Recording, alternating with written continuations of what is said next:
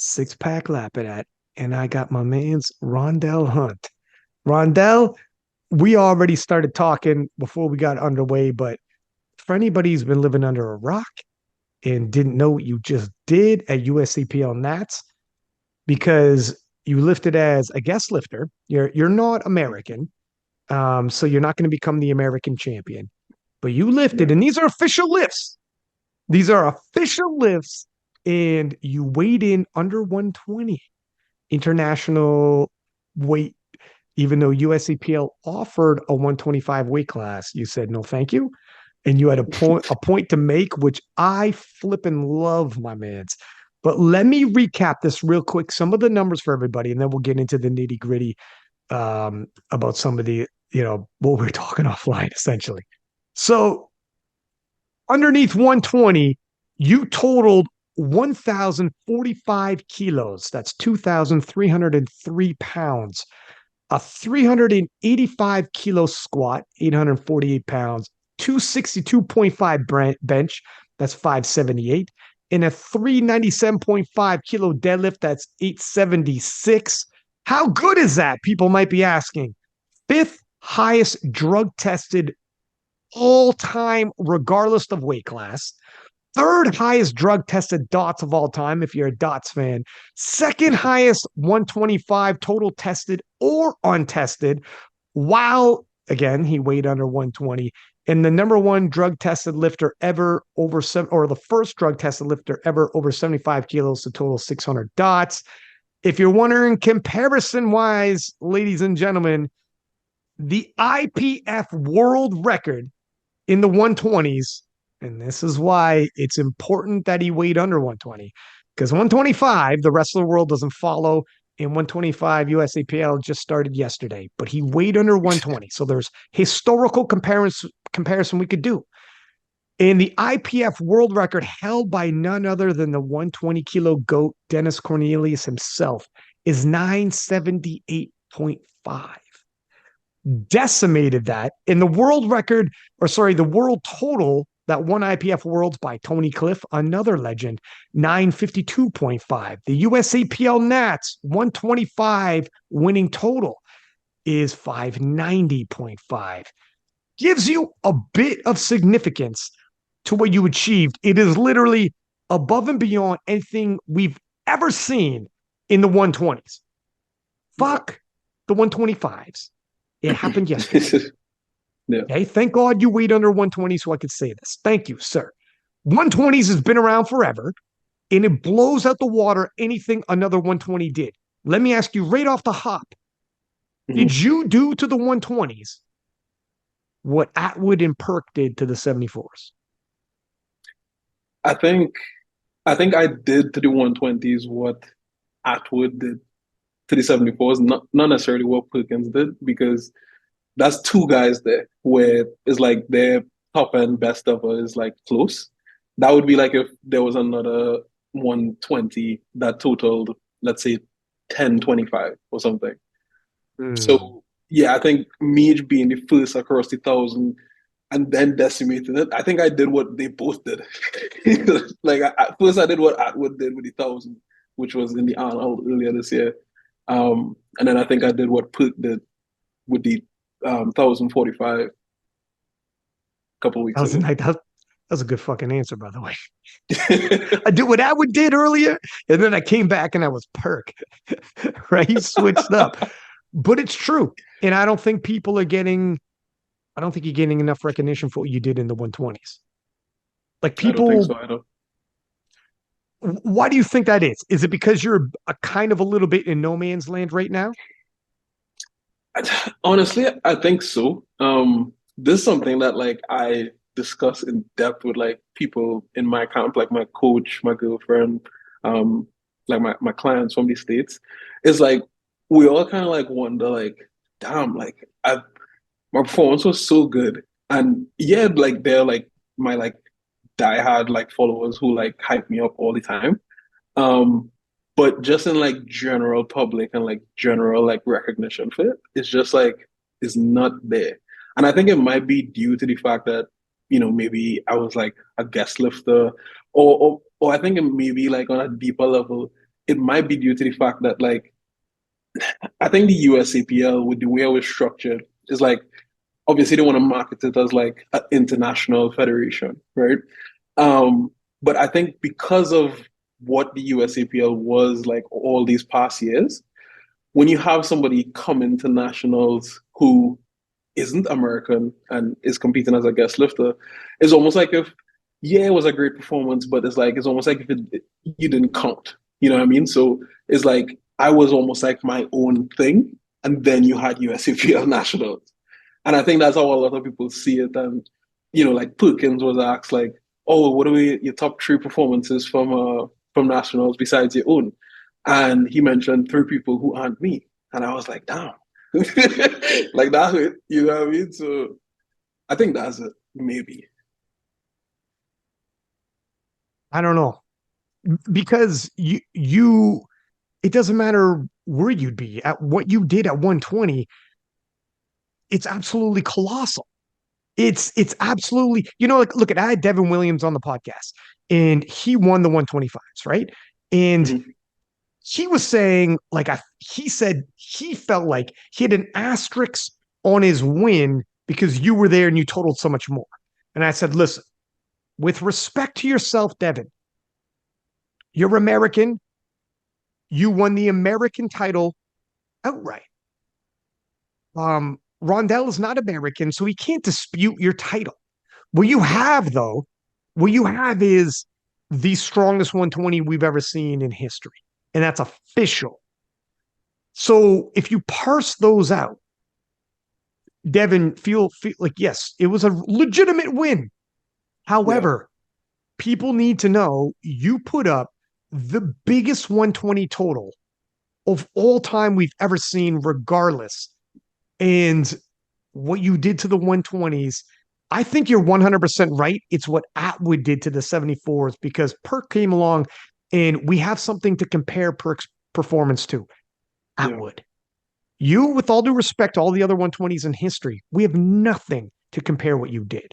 It's not even yeah, close. Atwood and Perk have each other. And historically speaking, Perk has Atwood. Who the fuck do we compare to you? You're almost yeah, 100 kilos more than the IPF winning total. And that's yeah, that's not some schmo. That's Tony Cliffe, who's a two-time world champion, freaking 20-year veteran and a legend in the game. These aren't schmoes we're talking about. That's Dennis Cornelius's world record total, who's like the GOAT. yeah, These are not schmoes, my friend. And you decimated everybody. More's got to be said. Also, there's another, we talked about it briefly online. We can talk about it right now. This USAPL felt different. Couple moving pieces on that. mhm, It's no longer a part of the IPF. Something that our friends in the USAPL didn't envision initially, that I had warned on podcasts, is the global significance of USAPL will begin to shrink as years go by, and yeah, they're just not a part of it. When it first happens, and the split first happens, everyone's going to be looking over USAPL because it just happened and you're used to looking at USAPL nets. But as time goes by, fewer and fewer people on the world scene, new people, because new people enter all over the world. USAPL isn't the Fed. They're not yeah, the ones that are sending a team. So those new people entering all over the world aren't watching. And the people who were watching when you were part of the IPF around the world will watch the first couple of years because they're used to watching. And eventually they're going to start getting used to the new Fed, seeing the new Fed's people at the worlds, and they're just going to start watching the new Fed. And this yeah, is eventually going to happen. And I was saying, people thought USAPL when we leave, and I said this, when we leave, you don't get to take everything with you. You don't get to take all your yeah, sponsors. You don't get to keep all your viewership. You don't get to keep all this. It won't be like this forever. But people, like, look how big everyone watches USAPL nets. Everyone this, everyone that. Like, look what we have. It won't stay like that. And what we're seeing now, IPF Worlds is 5 times the viewership, far more traction online. And guys like Russell Orhe are like, yo, I think I made a mistake. I think yeah, I made a mistake. I'm allowed to wear my gear on the platform. on USAPL, and it still doesn't cover the loss of traction, attention, and views and everything. And if I stay here, I think my brain gets weaker and weaker. Yeah. And this, I think sorry, go ahead. I think I think that's what like is going on with like a lot of the top lifters because it's like you want to compete in a federation as like a top level lifter. You want to compete in a federation where competing there does more for you than just say, hey, you've won. It gives you that like exposure. It builds your brand, it builds your reputation. And I think like in order for the USAPL to like have survived and done what they like said they were planning to do, I think every single US lifter needed to kind of like band together and stay in the USAPL. So like if Jesus, Taylor, Perk, Ashton, Bob, all of them stayed USAPL and there was nobody from the US going to Worlds, then maybe it might have been more significant. But I just think because people value that like world level experience and they value that like, hey, I didn't just win against people from my own country. I won against, all these different nations. I think that's what slowly began the drain. And then as I was telling you before, it's like it just started like a landslide. And it's just ridiculous though. It's the thing is, initially when I was talking to people in DMs about this possible split, they were talking as though they were talking as though the way it was when they're part of the IPF. Like, look at all the prominent lifters, look at all the sponsors, look at all of this. It's like you're talking like you just get to have this divorce and you Hmm. lose nothing. Like you can leave and everything stays exactly as it is without actually thinking about no, my friend. When you leave, everything changes. Yeah. Everything starts changing. And it's crazy. People didn't see this come. Swear to God, I tried to say, like, if you, some people were saying, can you picture the world championships without US? Hmm. Can you picture that? It'll be garbage. They need us. So Yeah. that's what people were saying to me in DMs. They need us. The world championships without US will be garbage. And then I was like, trying to tell people in DMs, we won't not have the US. We just won't have USAPL. First off, Yeah. first off, because they're talking like you're talking. If everyone's going to band together, that's never going to happen. There will be a replacement. Americans will be there. First off, second off, Yeah. you won't have worlds. I don't think people actually thought of that. They were thinking, look what Worlds is going to miss. No, my friend. Worlds can, IPF can replace you. And they did immediately. You Yeah. can't replace IPF Worlds. And they can't, and they still haven't. That's what I can't believe nobody thought about this on their side. It's like, Yeah. what? How do you not know this? How do you not see the problem that's about to happen? And then the Well, fallout. I think maybe they did see the problem that was gonna happen, and that's why, like right now, they're in like a mad scramble to create some sort of like international thing. But with that, they kind of like switched their focus away from the one thing that was working for them, which is the Pro Series. And I think that kind of like drop of the ball in the Pro Series is what looks like it might just be the nail in the coffin because you have like all the guys who were the prominent USAPL lifters, like Pook, Bob, Ashton, who yeah, they they just decided to leave. So Well, stuff. here's the thing. Pro Series, like a lot of focus on the Pro Series, but man, you got money meets popping up now all over the place on the IPF side. Like Yeah, SPD is popping up, money meets, and they're going to do more and more. In France, they got money meets popping up all over the place with like SPD, silent worker, etc. Like they have money meets all over the world now. And then you like money meets? Have you heard of Sheffield? It's there's a lot of money. It's like yeah, yeah, I don't know, man. In terms of money, unless you're at the top end, that ain't gonna do. You're not like we're talking like $1,000, man. We're not talking. This isn't something you're actually going to make a decision on something you're going to do 5 days a week. every week, Yeah. every month for years, $1,000 once every 3 months, maybe. Like this, we're not talking this is decision making money, if we're being honest, unless you're like winning the full on all out series. And if you could do that, you can win, you can go to Sheffield and make for really real money. And you could Yeah. do make you can make money wherever the shit. So it was gonna be tough, man. And what do you feel about so I in terms of the pro series too, how do you feel about it being on dots? Like competing under dot Um, scenario? yeah. So I was actually listening to that like Big Dev podcast right before I was here. Oh, really? Okay. And yeah, and he was talking about like I guess he doesn't really like dots either, right? Um I I like formulas, right? I think You the reason do? why I do. The reason why I do is because it gives me something to strive for when I really don't have anything to strive for. At least for me personally, because it's like, what would I chase? Like, because after I did 1,002.5, it's like that was a pretty big milestone. And then from there, it's almost like in open water until you get to 1,100, right? Um, so for me, instead of chasing like, oh well, I want to hit this number, this number, this number in terms of kilos, it's easier for me to say, okay, well, I want the highest formula ever, you know? And that automatically translates into kilos, you know, because I don't ever go the route of like trying to cut body weight for a formula. I just try to get stronger. So that formulas for me give me something to chase when there is no one in my weight class that I can really have that like head to head push with, you know. So Here's I 100% get that. And that's logic to me. Here's a couple notes I'd give.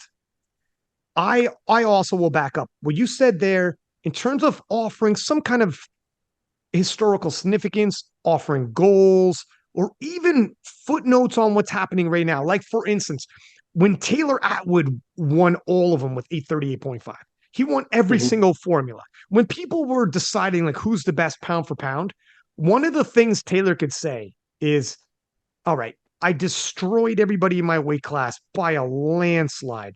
The closest guy to me is 38 and a half kilos behind me. In the 74s, 38 and a half kilos is a lot. Yeah, And so Taylor, and I mean, historically speaking, not just on that day, like Taylor destroyed everybody. On that day, he was even worse than 38 and a half kilos. And then on top of that, Taylor could say, I am number one dots, number one Wilks, number one good lift points, undisputed. yeah, That's undisputed number one. So then with formulas, and I can't be a hypocrite, with formulas, it really helped. Whether you used hmm a Sheffield version, if that was Sheffield, he would have murdered everybody because it's percentage of what you beat the previous world record. So he would have won on the Sheffield version. He would have won on every single one of the formulas, and he won yeah, the titles, whatever. So you're right in terms of historical significance. And yeah, for someone like yourself, you're like, man, give me something because I'm so far ahead of everybody else. yeah. That's the On the thing. flip Like, side, sorry, go ahead. yeah, I was gonna say that's the thing. Like, so even with formulas, like a lot of people act like if formulas stand alone, I think they should all be intertwined. You know what I mean? To create greatness. Because to me, is like if someone has like let's say like a 570 dots or something like that, that automatically translates to not a great total for your body weight. I mean, technically a great total, but not like exceptional. You know what I mean? Like more than likely, if you look at any weight class, a 570 dots is good, but is not like exceptional. So and then the next thing is that like for me at least, if someone like let's say they have like I don't know 10 world titles and 10 national titles, I respect that. But if I look at like the like formulas, like let's say dots, and it's not that high, or I look at like the total to body weight ratio or whatever weight class, and I look at their total, and they're just like really good at winning meets, but they don't have that like super meat under their belt, then I can't call you the greatest of all time, at least in my opinion. So I think that's why like Taylor stood like, head and shoulders above somebody like, maybe like Ray Williams or, other guys who had more titles than him because he had that super meat. Like, I feel like you need that to be the good. It's interesting. Okay, put it this way, because there's different ways to look at it. This is a good conversation, and I'm glad you have these opinions. And you're not. I don't disagree with everything you're saying. You Yeah. might have more of an emphasis on it, but I do enjoy seeing it from that side. You raise a really good point in the super meet. Put it this way. Okay. Russell Ortiz on formulas isn't going to blow anybody's hair back.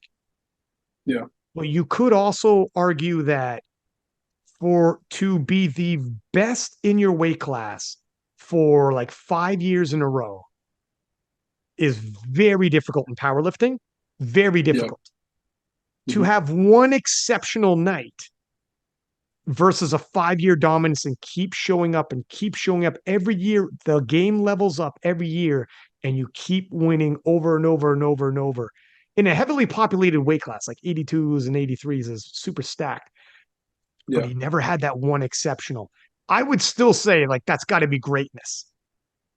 However, I know what you mean when you say that one special night.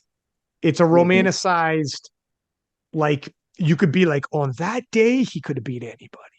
On Yeah. that day, like it's the difference between like the pound for pound best period, like the Floyd Mayweather of our sport, period, the best, or the consistent best in their weight class over a duration of time.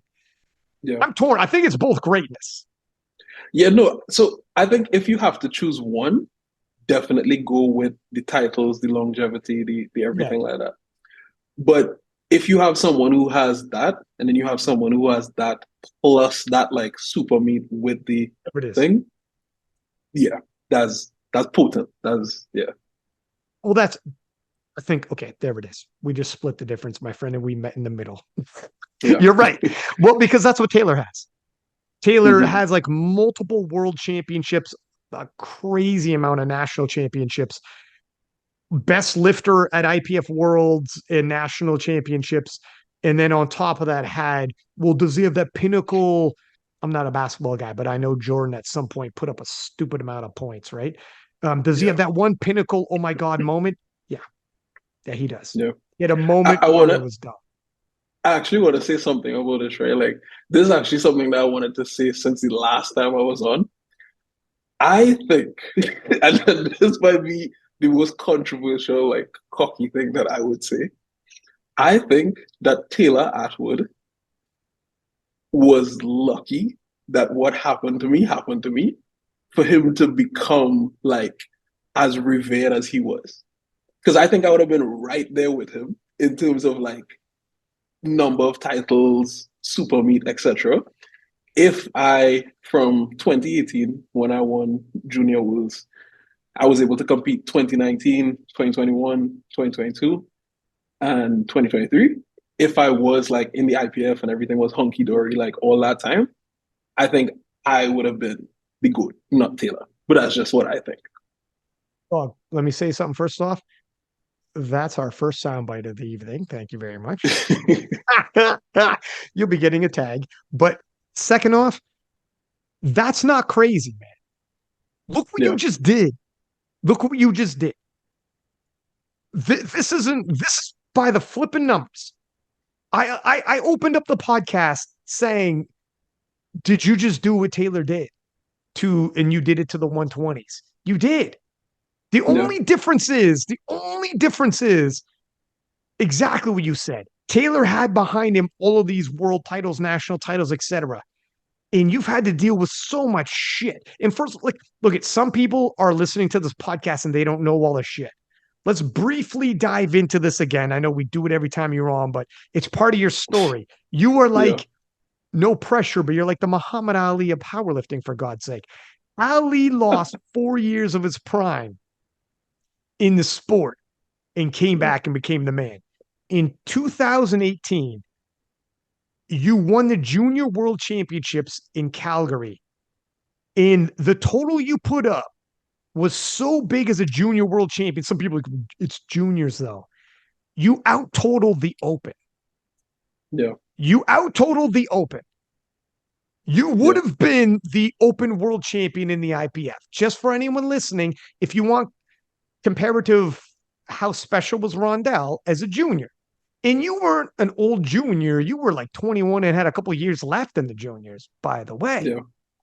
Then, through politics that had nothing to do with you, but a federation situation, you lost 4 years and were gone for 4 years. And in 2022, you had an opportunity to lift with USAPL and you came back. And Yeah. because of that, you end up getting suspended, which is a hugely unpopular move because God bless you did nothing wrong. Yeah. And here we are. You've been lifting, competing since 2016, Hmm. and you've actually only competed 6 times, Yeah. my friend. Yeah. And you have won in those times an IPF World Championship dating back to 2018, which I already said would have won in the Open. You Hmm. would have moved to 120, possibly won more world titles, and been a multiple time world champion in the Open while being a junior, Yeah. destroying records, come back. And that is why, thank God you weighed under, when people like, why weigh under 120? And they don't get it. Yeah. This is why. Yeah. Proves a That point, that's doesn't it? it does. And that's the thing, I like I used to used to, I say used to like it's a long time ago, but like even up till recently, like right before this meet, I would not tell that story and not say what I said about me being right there with Taylor because it's almost like if, well, some people would believe me, like people who like really follow me closely would be like, oh, I could see that potential in you. But a lot of people would just be like, oh, well, that's just talk. You know what I mean? Because it's like anybody could say that, oh, well, I would have been this great and that great and etc. Right? But it's like even from then, and I remember you had me on the podcast back in 2018. Yes. And as a 105, I was like, I wonder what I would need to hit like a 10 times body weight total. Because that's where my mind was, right? Not saying that would have been possible because I literally just hit that total now, right?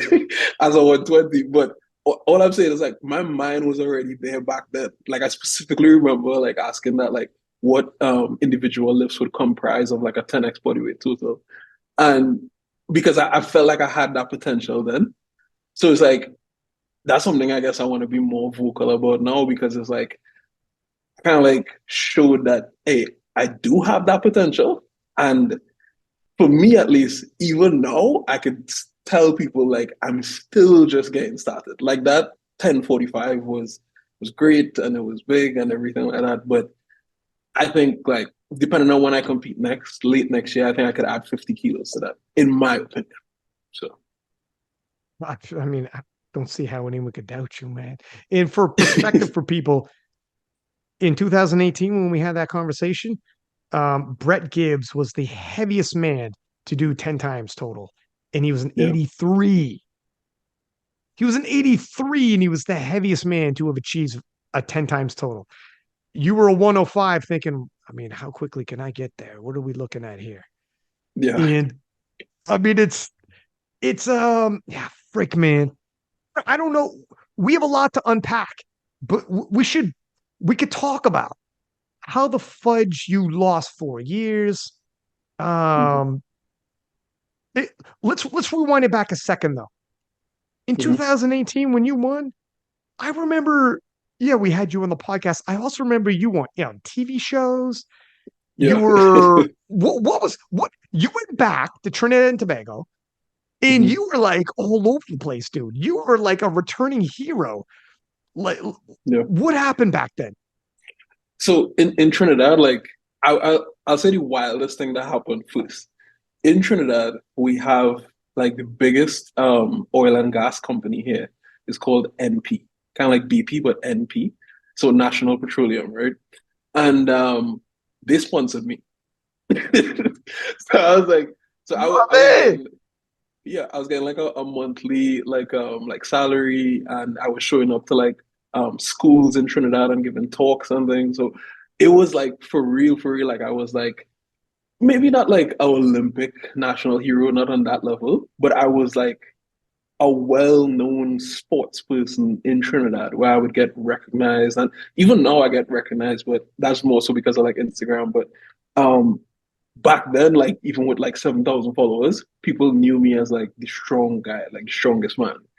And it was insane. And then like one of the things again that I never really spoke about is like you could imagine how like heartbreaking it was to be that young, 21 years old, just got like this big sponsorship and like have all this like strength and potential and be ready to like showcase it on the world stage and then like to have that like ripped away from you in 2019. Like in 2019, coming into that, like as a 105, I think I would have been good for maybe like a 355 squat. Um, maybe like a 220 bench, and then maybe like a 370 deadlift as a 105 in 2019 as a junior. That's why I thought I was good for coming into that meet. And it was only like 6 weeks out from Wheels that I found out, yo, you're not gonna be at Wheels. Dude, it makes me mad. Like hearing this. I remember seeing videos 2018. This is what people got to understand is how much smaller powerlifting was back then. Yeah, It not for you. You go back home to Trinidad and you were on like talk shows. I remember seeing footage of you talking to kids. It was the wildest, man. You were like a national hero, and you were yeah, just getting started. You won the junior title. Can you imagine how they would react if you won 2019 Worlds in the Open and you start yeah, doing all these things? Like, dude, it drives me crazy. And through absolutely no fault of your own. And more to the point, not trying to harp on this too much, but when you go to the USAPL, this gas company coming to you, that's the thing. When I go to the USAPL, like they like Gino or whoever is like announcing would mention that, hey, I'm from Trinidad and stuff like that. And my friends and family here would watch. But in terms of like government recognition or like news media outlets and stuff like that, there is none of that. And again, that's not me bagging on USAPL because I actually love the USAPL. They give me an opportunity to compete, right? hell yeah. I'm not um, but yeah, there is none of that. So it's kind of like a night and day difference, and I think that's one of the things that like a lot of Americans don't understand, because although it's not the same level with like a lot of like European countries and stuff like that, it's still the same where like their IPF affiliate is like the governing body of powerlifting in their country. So it's like for them, USAPL was never an option. Like it was never an option, and that's something that I never expected because I know how it is with like um when your country really recognizes that certain federation like that. So This is another thing that the USAPL is not understanding. It ain't gonna work, man. yeah, Your World Cup is gonna be like 99% American and like one or two, people who got caught up in the game like Rondel Hunt. But it's not going to be like, yeah, man, you were a junior world champion, and massive companies were like, we're gonna sponsor you. We want you to come to public schools and talk to kids. You're like on talk shows. And this when you were junior, dog. Let yeah, alone now. It's man, it ain't gonna happen all over the in Europe when the local media is like, what's the competition you were in? Oh, it's called the United States of Powerlifting World Cup. They'd be like, what? The United States of Powerlifting World Cup, World yeah, Championship. Yeah, I'm a world champion in the USAPL. They'd be like, that doesn't sound like a real competition. That sounds like you're making shit up. Like, no, we're not going to sponsor you. No, we're not going to give you coverage. It ain't going to work. But you're stuck in a situation. yeah. At the very least, I'm grateful you're able to compete and showcase because you waited long enough. You Yeah. waited long enough, man. 4 years for nothing that you, there's nothing you did wrong. So now that you're getting your kudos, Mhm. and you did what you did and you put the world on notice, does it feel, how does it feel? And also, by the way, is this kind of where some of the Taylor Atwood situation happened? Where you're kind of like, because you and him had like, it's kind of died down a little now, but you and Mhm. him were going back and forth on social media. Is that kind of where your position was coming from? You couldn't specifically articulate, but you could be like, man, I'm more than a little frustrated with a lot of things. And some of this is rubbing me the wrong way. And maybe Taylor doesn't even know. It's like, my friend, Yeah. this is a whole can of worms. You got no idea. And he wouldn't know. I think a lot of people don't even fully know your story. Yeah.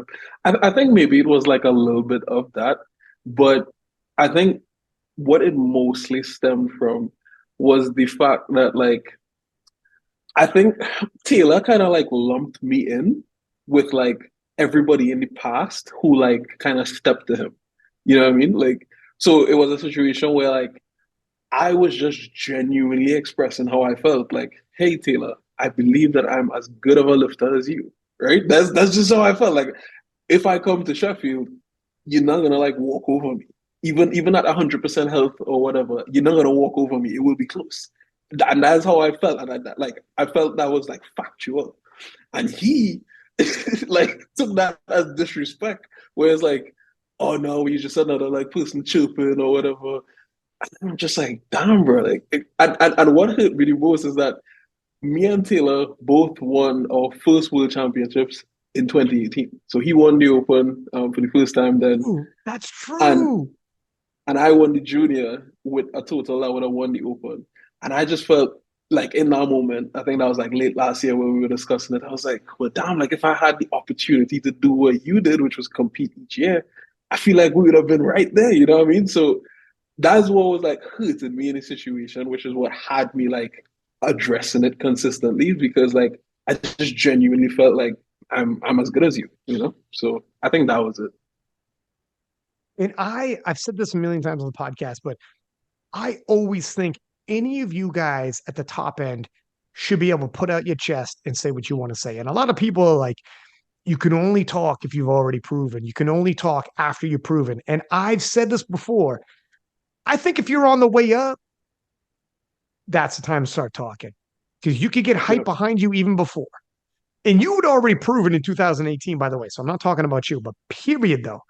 People on yeah, the way up, though, you can create some momentum by talking. I've already said this before, but it's true. Muhammad Ali, Conor McGregor, these are people who were contenders on the rise, saying it with their chest out. Believe me, I'm destined for greatness. It's going to happen. And then when it does happen, everybody's mhm, like, "Oh my god!" I've talked about it with Taylor. Taylor was actually saying, "I didn't run my mouth until I've actually already won world titles, won best lifter, whatever." I'm like, "That's fine," and I respect that. But then I brought up Conor McGregor, Muhammad Ali, and I'm like, they were talking shit on their way up as contenders. And the world champions were like, keep your mouth shut. You haven't done it yet. And then when they yeah, do it, they're like, I told you. I told you I would, and I did. And it's like, it makes them more famous, more, it just blows it up even bigger. I yeah. got nothing wrong with that. I don't know how you feel about it. Um, so I can understand people who say that maybe you shouldn't like talk too much shit until you prove it, because it's like at the end of the day, regardless of how you feel, there is the aspect of like you still have to do it. You know what I mean? Sure. So it's like you still have to Sure. get there on the day and actually like execute, regardless of how talented you are, right? But at the same time, I think people should be like entitled to do whatever they want. So it's like if you want to talk shit, like I had like a couple like 120s, like the guy who won Junior Worlds in the 120, he messaged me and he was like, bro, I'm a big fan, XYZ. And then he ended it off with, but I'm gonna catch you if you do come to the IPF. And, and like I took that like slightly disrespectfully because I'm like, there's no way you're gonna catch me. But at the same time, it's like I respect that, you know, like people entitled to say what they want to say. So I can understand both sides, to be honest. Put it this way. If somebody's saying it over and over, they haven't done it yet. That's how they feel. But you're right. Yeah. Everyone's like, you haven't done this yet. When it comes down to the day, people are gonna watch to be like, I want to see if you could do this. Yeah. Now I want to see. Whereas ordinarily they wouldn't even look your way until you did it. Yeah. That's why when Conor McGregor finally fought for the title against Jose Aldo, the pay-per-view was massive. He hadn't Yeah. won yet. And he was already the biggest star on the roster. Because everyone tuned in to be like, can he back up all of that shit? Because he hadn't backed it up yet. It's easy, man. Fucking, you tell me how the story ends, and then I watch him go see the movie. You tell me the good guy wins, and then I go watch him see the movie. Nah, Playboy. Build it up and be like, I don't know if he's going to live up, but he's Yeah. talking so much. And some people want to see him lose.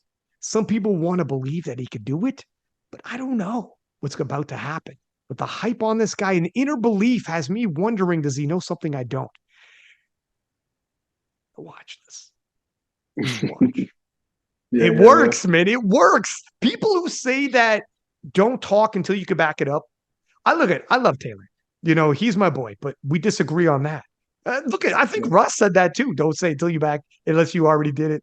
I disagree on this too. And these are my fellas. But sometimes I know what they mean where it can be annoying if everybody and their mother's doing it. It's like, yeah, yeah, Yeah. yeah, yeah. Exactly. Yeah. I get it. I think the middle ground rule should be don't say it unless you at least within like earshot. You know what I mean? So it's like um me like chirping at Taylor with like a 580 dots, telling him that, like I could come like close and rival him is different to someone with like a 550 dots, or maybe like somebody like a with like a 725 total in the 74 saying that, like you at least have to be within reason. Yeah. So I think that should be the rule because yeah, it could become annoying if everybody just like, yeah, Well, I'll tell you what, nobody's going to pay attention. It sorts itself out. Like if yeah, you, exactly. if you haven't, if you're like, the reason why Ali and McGregor were getting attention is because people saw something in them. They were like, Hmm. okay, never in my life have I seen a heavyweight move like Ali. Like he literally moved around the ring like he could flip and moonwalk, for God's sake. Or McGregor was just starching people, walking through people, like knocked them dead. So when they say it, it's like, all right, well, I don't know. There's something here. It's not like a Joe Schmo. But to your Yeah. point, it'll sort itself out. If somebody's talking shit and they're like, whatever dots, yeah, it just isn't going to happen. I want to ask you though. Okay, you Mhm. like formulas?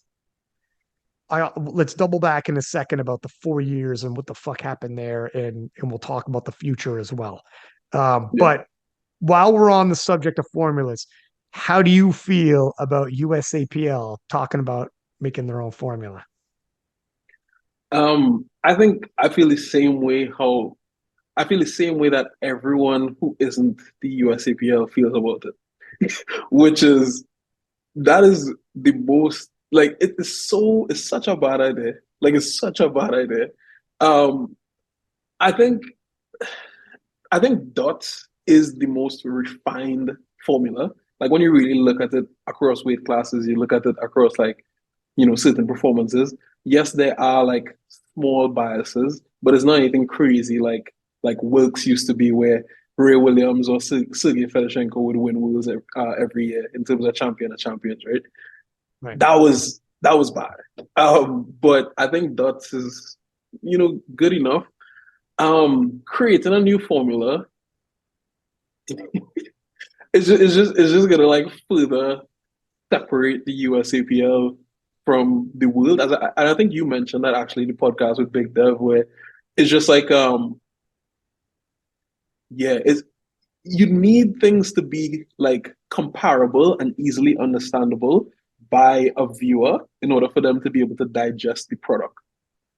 And if they look at it and it's like, hey, I hit 10 USAPL points, what does that mean? Like, what is that? It's not just new that other people will know what you mean later on. No, they won't because they're never going to use it. Yeah, The it's like rest of the nobody would care. world, Yeah, we already know when the rest of the world stops paying attention, this is why you weighed in at 120. Yeah. This is people people who don't get it. Why 120?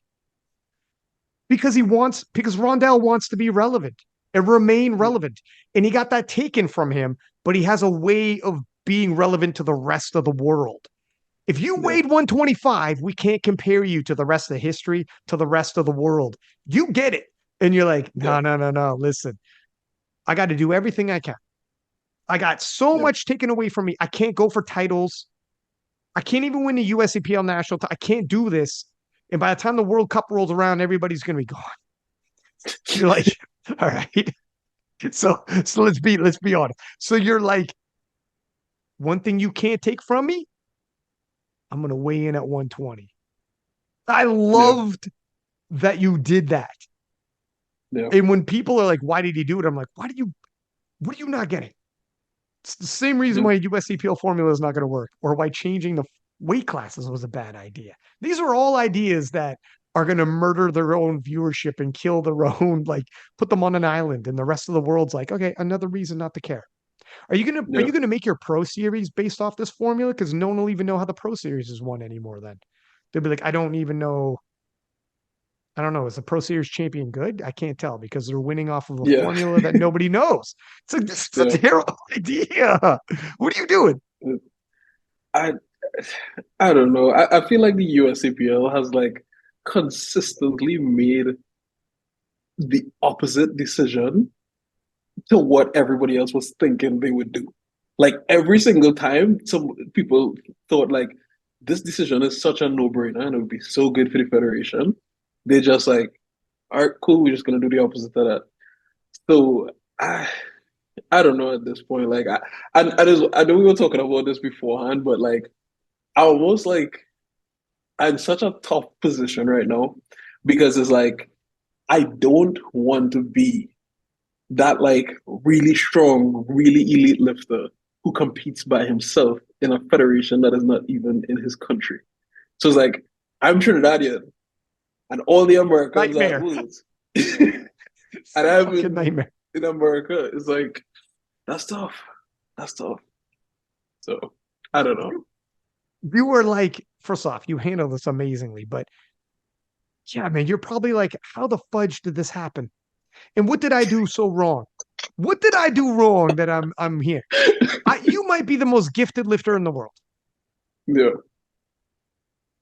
Legit. And by now, your resume could be Taylor Atwood.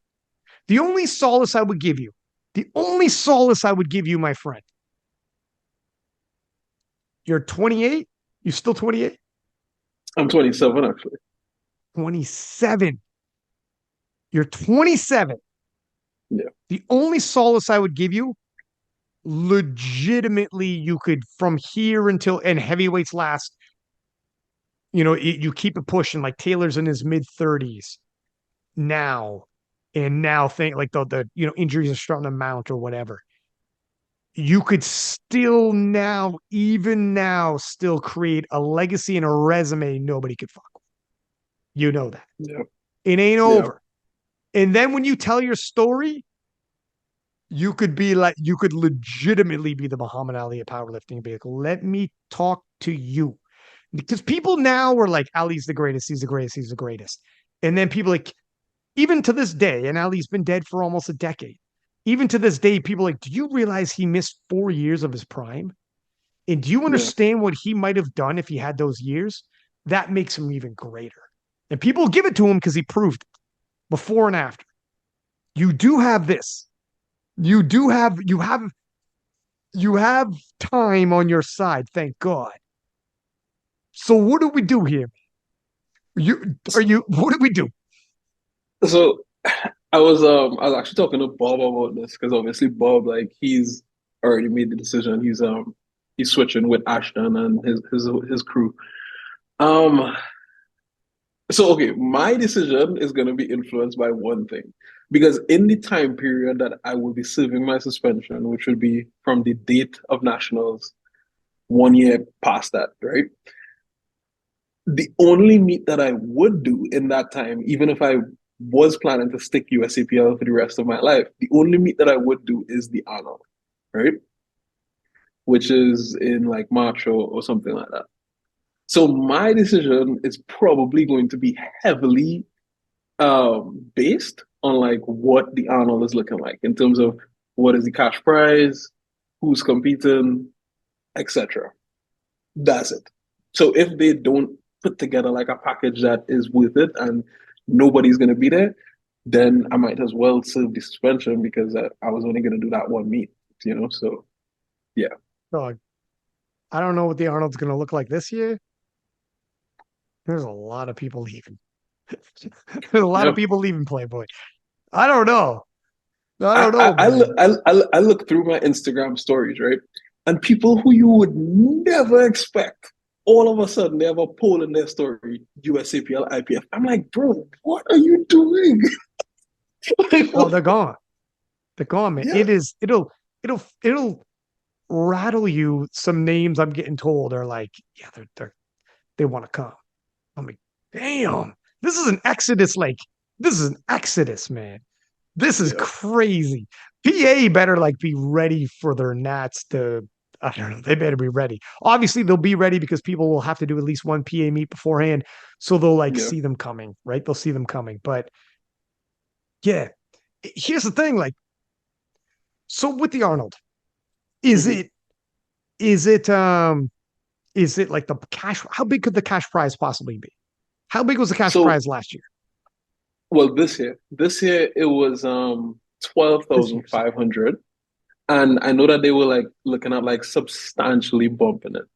If it is still 12,500 or like somewhere around that For range, the winner? then yeah, for the winner, then that probably won't do it for me. But if they like double that or something, then that's when I have to kind of like weigh up like, do I serve this year suspension or take this easy 25K with nobody else here? It's just like it's tough to see. So I don't know. It, it it's another thing that's on your mind Yeah. when you look back and you think about all the years lost, Mhm. and then you're like, would I lose all of those years for 12K? Yeah. Everything Taylor's got and everything Taylor has now.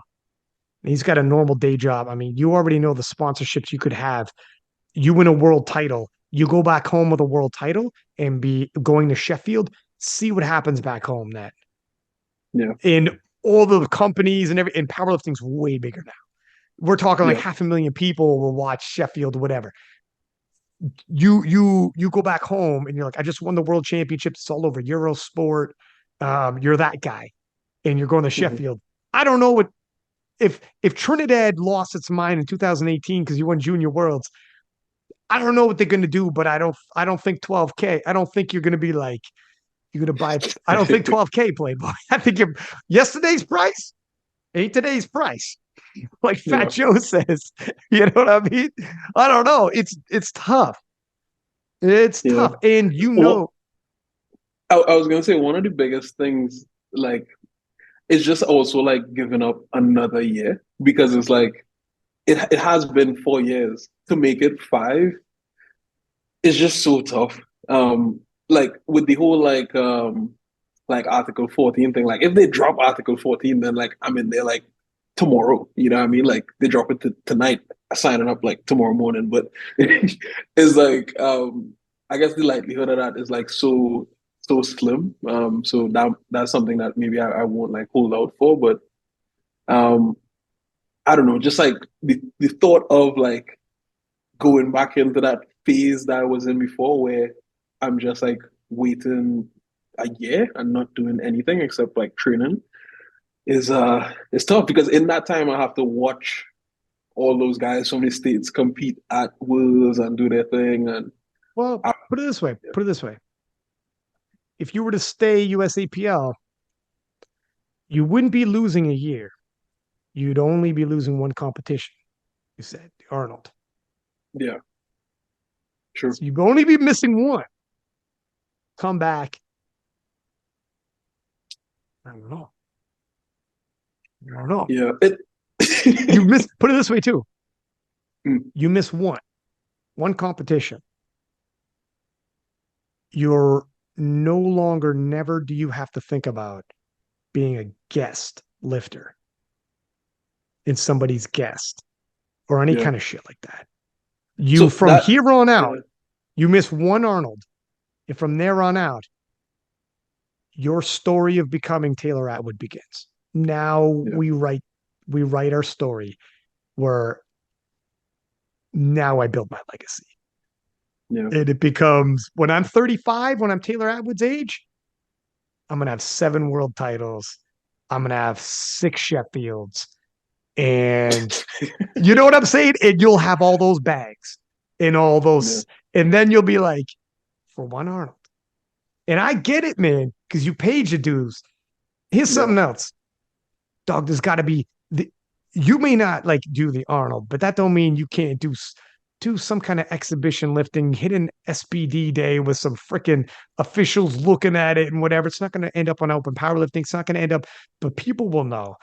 I'll have you on this podcast however many times you want, man. Nobody's going to forget about you, and I'm going to sing your praises. I'm going to sing your praises as often as possible because, as far as I'm concerned, you put forth the biggest 120 kilo performance we've ever seen. Period. Full stop. And no one's going to forget this. So for that year, it's not like you dip out and you're gone. Yeah. I don't know, man. Yeah. I'm sick of this shit. I'm sick of this shit, man. Same here, same here. But okay, what do you think? I guess I would already know like your take on it, but I guess like I would want to hear you say it because I have a very pessimistic view on this. My coach has like a pretty optimistic view, and what I'm talking about is how do you think the world would view like a huge USAPL performance from me when everybody else is gone? Like let's say like I post on Instagram like, hey, I put up this huge total at the Arnold and it was only me there. I want to say only me, obviously not only me, but only me in terms of like recognizable lifters, you know? You already know what Yeah, happened. What happened at USAPL Nats, and there wasn't just you.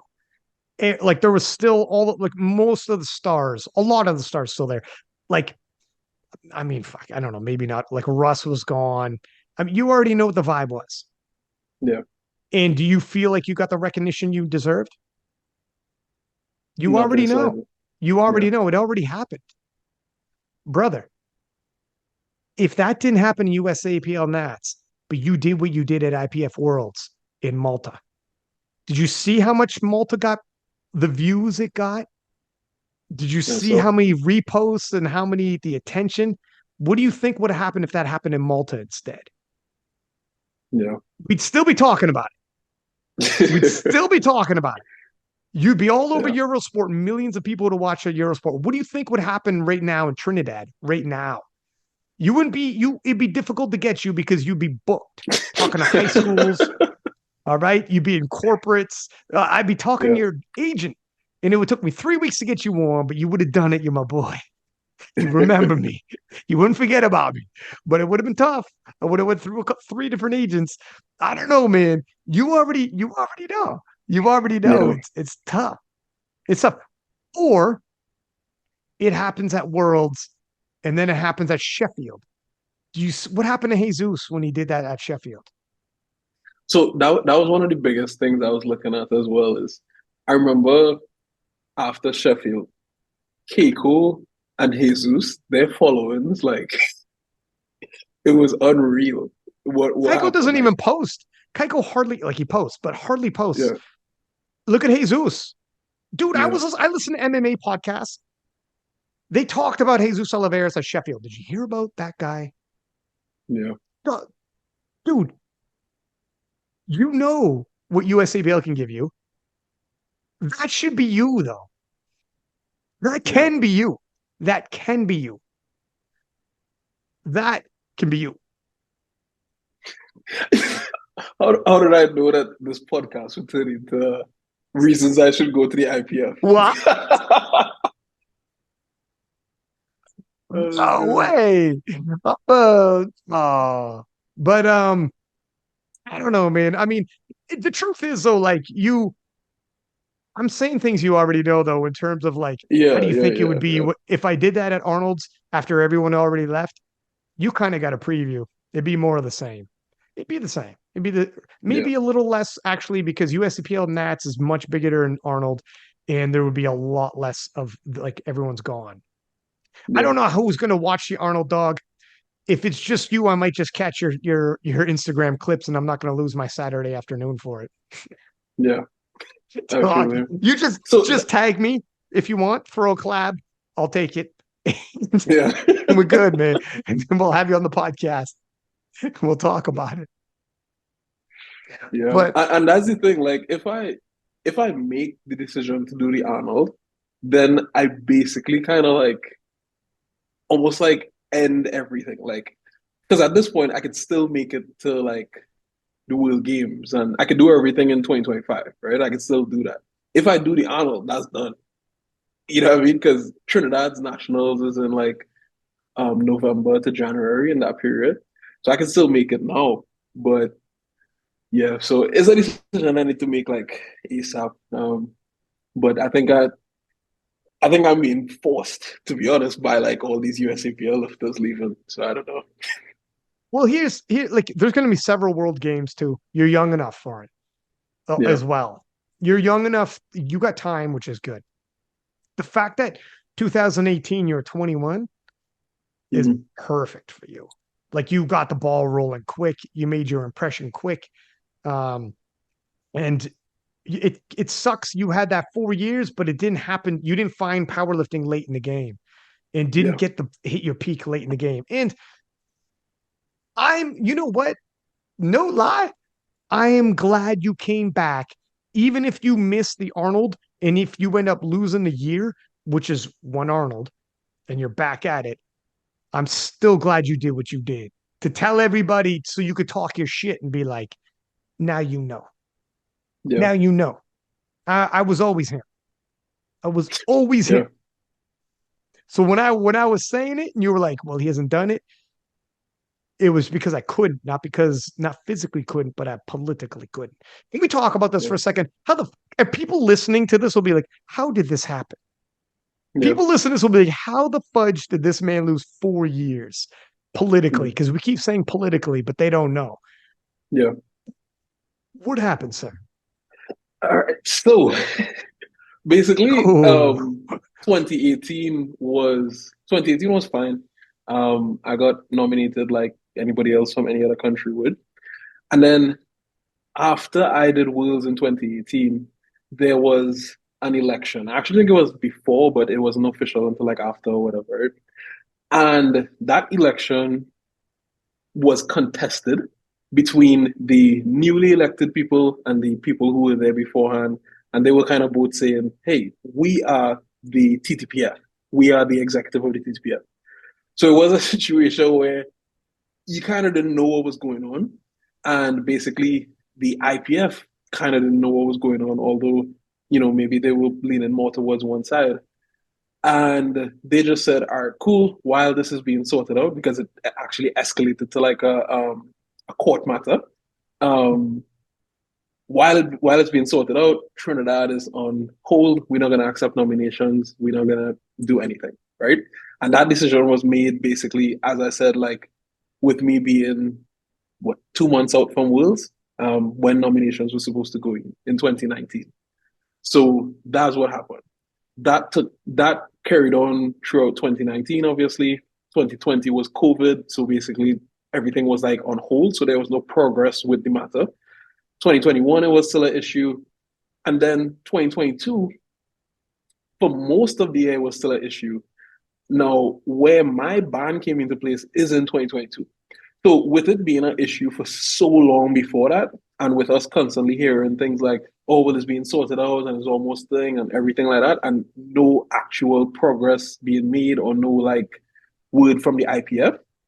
In 2022, when the split with the IPF and USAPL happened, I was like, hey, here's this drug tested federation that uses a stiff bar and has the same weight classes as the IPF that I could compete in.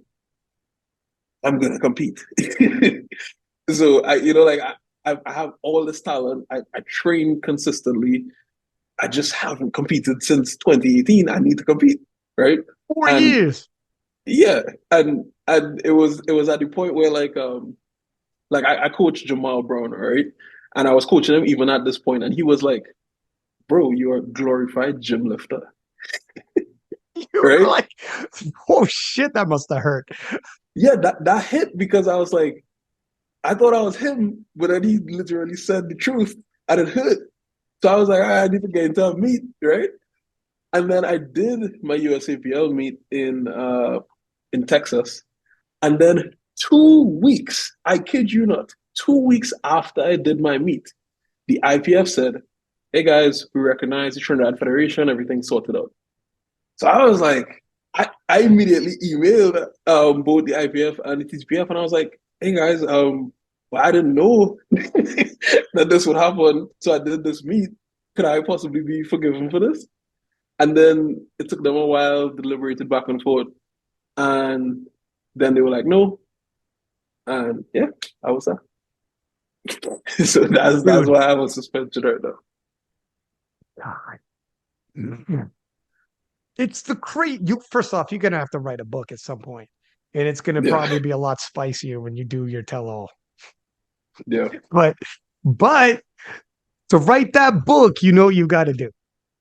I do. You got to murder for the rest for here on out, and Yeah. but you got a story to tell, man. Because the full on in depth is probably a lot bigger than that. Yeah, I didn't want to make this a 4 hour podcast, so I just I gave That's the okay. TLDR. Yeah, Yeah. But for sure. how is it in Trinidad now? How many people has Trinidad ever sent to the World Championships? Uh, three, four. Okay, four. Yeah. Two? And do you count for two or what's going on here? No, I come forward. So there were two other people with me that year, and then the year before, 2017, there was one guy. He was actually the president of the federation. So, And how big is powerlifting in Trinidad? so when I did Worlds in 2018, you can imagine that there was like a big uptick in terms of like membership and interest in the sport. So then Trinidad has like 1.3 million people in terms of population. And the federation probably peaked at like 150, 200 members. And but when everything was happening with COVID and everything like that, it was just like a few, like people, maybe like a handful. But now it is actually like really like picking back up with actually things being sorted out. Trinidad was at the most recent NAPF. So yeah, I would say maybe they have like 100 members, maybe a little bit more again. So things are picking up, and a lot of the members compete. Actually, I think we had the second biggest, if not the biggest, team at NAPF. I don't recall, but yeah, Nice, man. yeah. Now, what do you think happens to Trinidad powerlifting if you win a world title, come home, and the media, not 2018 media, 2024 media, hits you, sponsors hit you, and you're going to Sheffield? What do you think that does for the sport in Trinidad? Honestly, I think it would explode the sport. Because I saw what happened in 2018, and that was just like a junior title, few like interviews, things like that. But something as big as that, where a lot of people from Trinidad would watch anyway, because like my following has grown and everything like that. That'd be ridiculous. You start going on tours talking to high schools. You start Yeah, going on tours talking to kids. These kids are going to grow up idolizing a powerlifter. What does yeah, that do for the sport? It's obvious. yeah, Sponsorships. They want sponsors for their national sponsor for the biggest company on the island sponsored you. What does the federation think's going to happen or meet directors think's going to happen when you have this guy? yeah.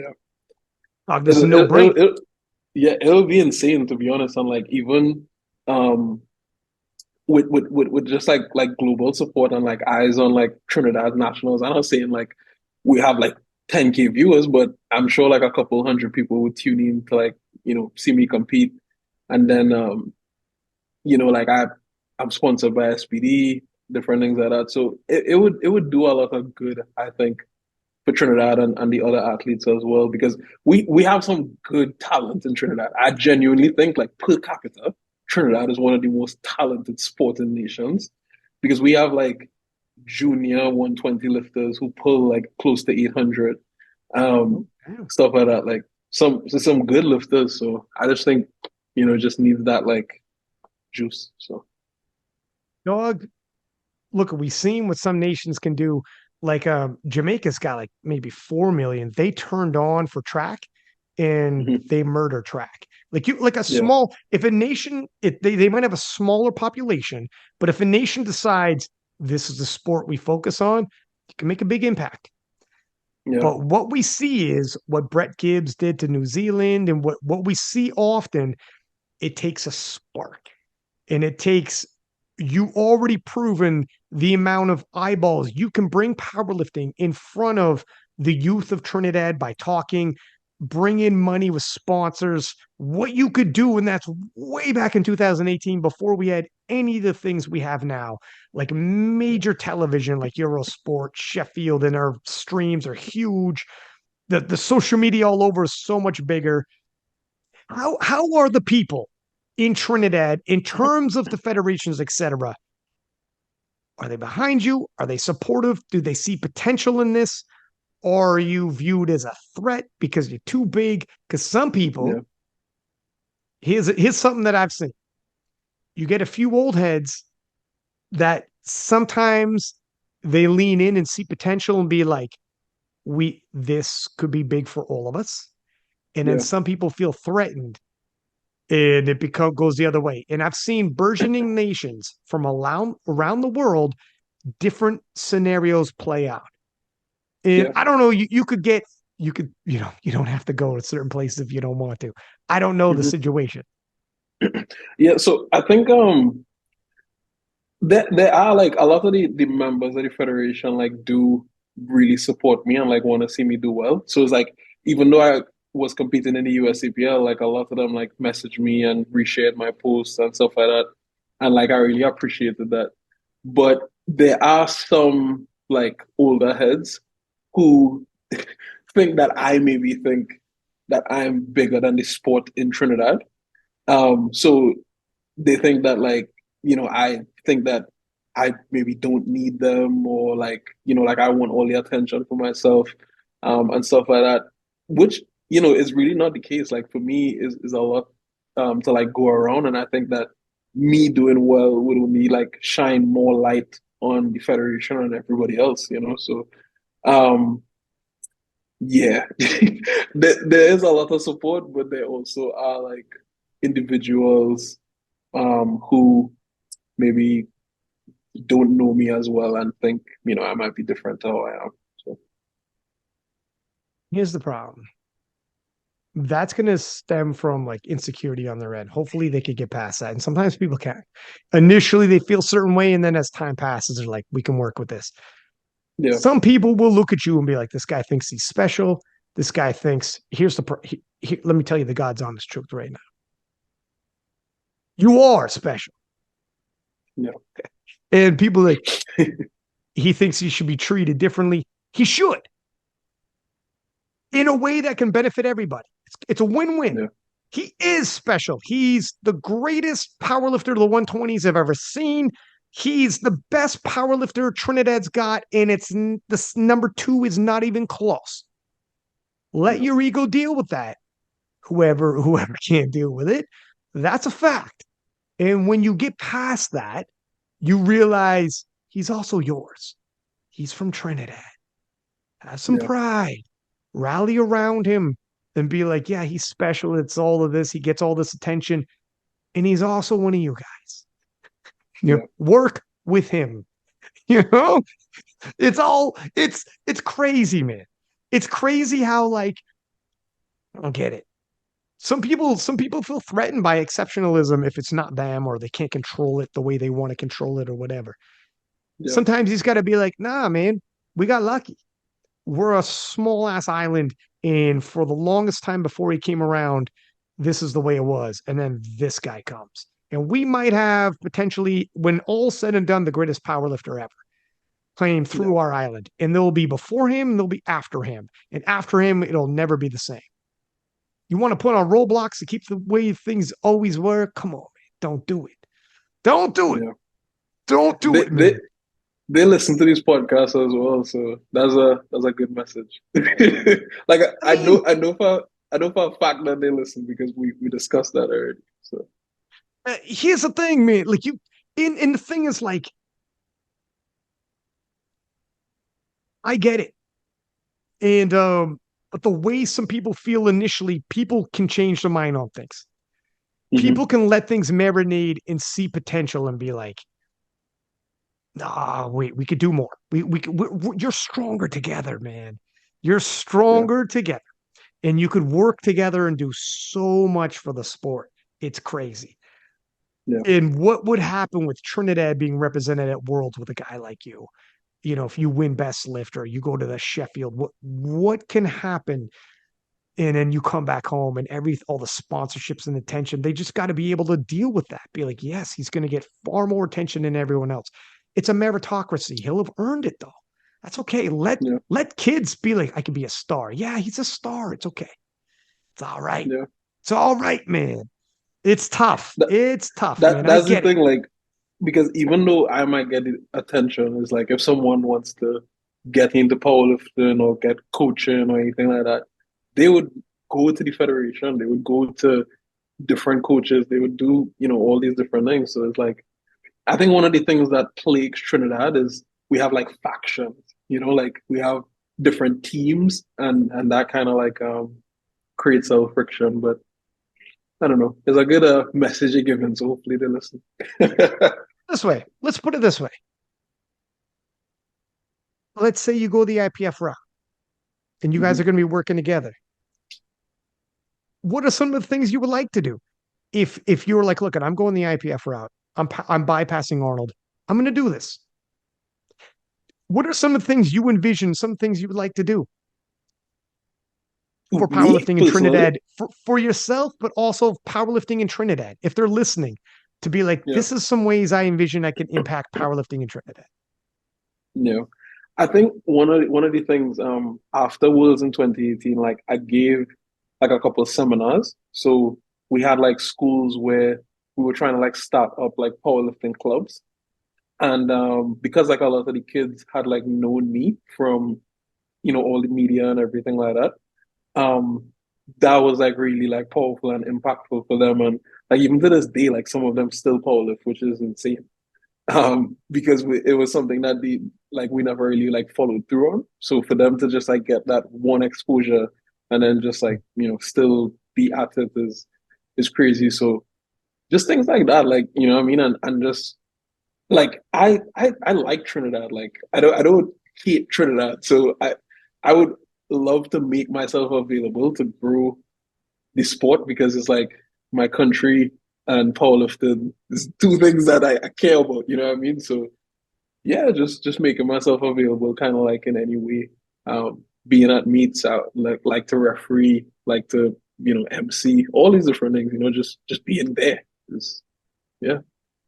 Dude, you could like Pen in France, and there's the reference everyone's waiting for because I always bring up France, right? But Yeah. like Pen in France, he refs, holds meets. Even if you're not holding meets, if you show up, you ref, you help spot and load, people like, oh my God, Rondell's here. If you do any kind of announcing or miking, if you got a live stream and you got hmm Rondell on there, yeah, man, there's a lot of ways you could give back and just be like, I for sure. You already did support when you were part of it. Yeah, Yeah, it's big. It's not small. It's not for small. sure. Your possible contribution to help out. But Yeah, I don't know. It's we'll see. We'll see how it all goes, right? definitely. I have a lot of lot of thinking to do over these next couple of weeks here. But I guess I'll probably DM you with my like decision on that. So we'll see Dude, I would appreciate it. I would for appreciate it, sure. man. It's yeah,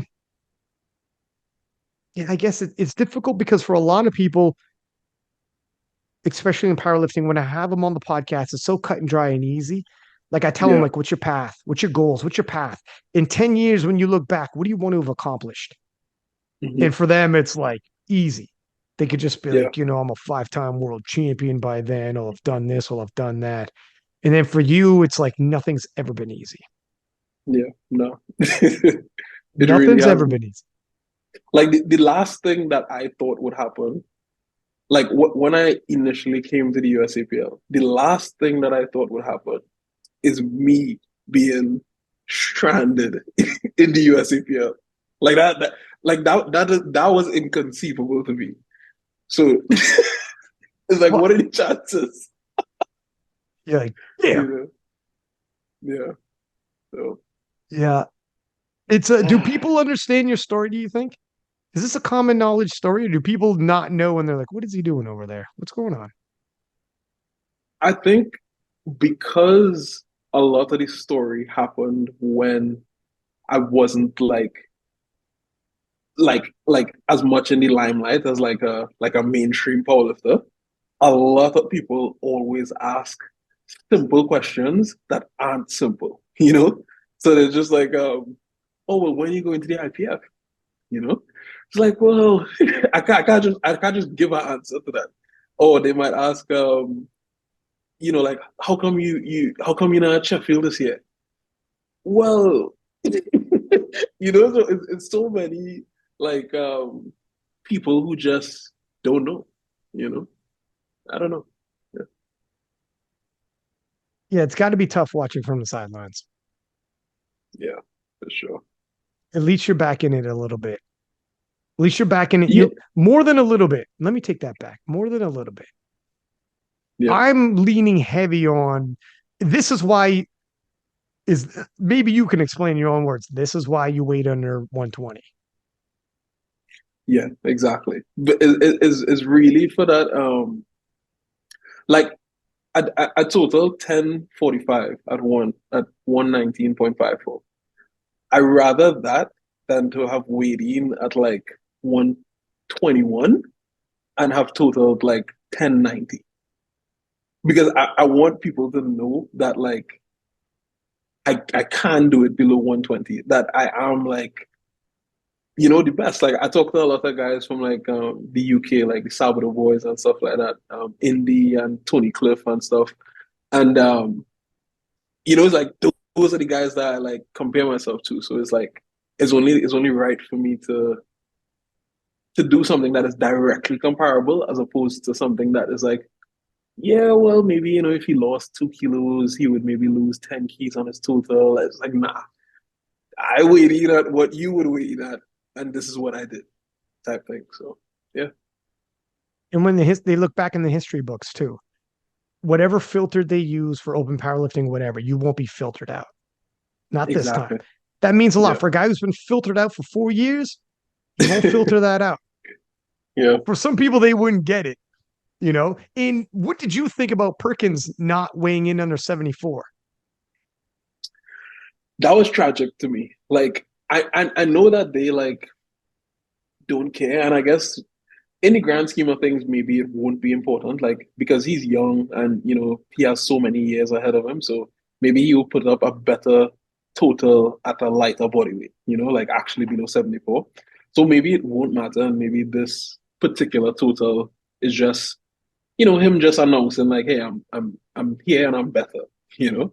Um, but to me, it was a little bit of like a missed opportunity because when I compete, I always want to leave no question, you know? So I don't ever want people to be like, oh yeah, well, it was good, but it was just one thing, you know?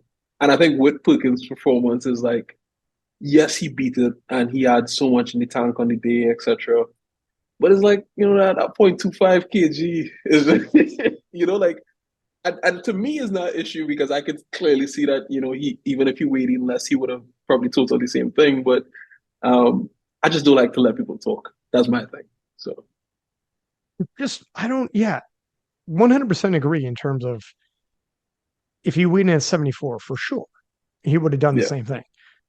It's just the fact that you weren't in the 74 kilo weight class. Like you just yeah, legitimately were not. And if this was a competition, nationals or worlds, you would have missed weight. Of yeah, course, you would have made sure you hit the weight. For sure, he would. Of course. yeah, But still, it's just if they could, when they go in open powerlifting and they do 74s, you'll be filtered out of that. yeah, And there's exactly. no, That's the biggest thing is like you search somebody goes on open powerlifting. Well, know what the biggest 74 kg total drug tested was, and they yeah, in click and 5 it's years, like, 10 years from now, in 10 years from now, some yeah, dude, I go on there and every now and then I'm like, in 2020, what was the biggest? And every now and then hmm, people do that. You just get filtered out. There'll yeah, be no historical relevance to 75 kilo. And USAPL left and changed to 75 kilos. And now USAPL is like a sinking ship. In a couple of yeah, years, no one's ever going to filter 75. Nobody ever will. yeah, They just won't. yeah, I don't know. That's the, I don't, I think about these things. Maybe it's just guys like me and you who think about these things. yeah. I, I don't know. I think you, as I said, like if he goes on to just continue best in that total in the IPF, which would obviously be below 74 kg, then it won't really matter. Right. But it's Right. like that. You just want that extra one there, you know what I mean? Like, why not? That's the thing. That's the biggest thing. Why not? That's the biggest And the reason I'm 100% agree with you, because the reason why when you watch sports enough, you see like Atwood hit 838.5 and he missed the bench press by jumping the command, which is crazy that a veteran like Atwood jumped the press thing. Yeah, command, but still hit it. So he would have been in the 840s. At that point in time, I'm sure Atwood's like, I got 850 in me. I got 8, like, wait yeah, until next time. yeah, Never take for granted. I'm that guy who's like, when you watch sports long enough, you're like, if you could do it now, do it now. And tomorrow yeah, is not promised. You can get injured, you can get whatever can happen. If you could do it now, and it's just a few kilos off, or not even a few kilos off, it's whatever, do it. Do it now. yeah, You yeah. know, I'm that guy. I'm just that guy. We're start spitting, start whatever. They didn't think they'd be that close. They thought the scales were a little off. So Hmm. they thought they're more off, but I would have been like ahead of that and just been like, no, but you're Same. weighing in as though you have to weigh in. It's just the way I would have like, why not? Why not? Why not? Because yeah, Yeah. for sure they're thinking, look, my man is 25 and none of this is gonna matter in the next comp. Like he's gonna murder, and he probably will, and he probably will, and I hope he does. Yeah. But yeah, I am that dude who's like, what if it doesn't happen? Oh my God. What if this is it? What if we never have this moment again? It's the most special moment. Do it under Yeah. 74. You know, Yeah. I don't No, know. it's tough. And I think he woke up below 74 kg, he said, right? And then he ate up. So that's the thing. Like if it was there on the table, let's just take it. You know what I mean? Like I wish it was in the room. He already knows that this, like, beforehand, I was like, no, do it, do it, do it. You got to go under 74. And then afterwards, I mean, it is what it is. I genuinely believe he's going to, as years go by, it won't matter. But Mhm. I'm talking to a guy who everything you've been through, you for sure would be like, no, dog, tomorrow ain't promise. I tell you that right now. Yeah, You no. you don't know. Like, just the weirdest shit happens, you know? Yeah. That's literally my mantra. Tomorrow is not promised. For real. That's right. That's right. Yeah. And, but so that's why I am glad you went under 120 Yeah, for all the reasons definitely.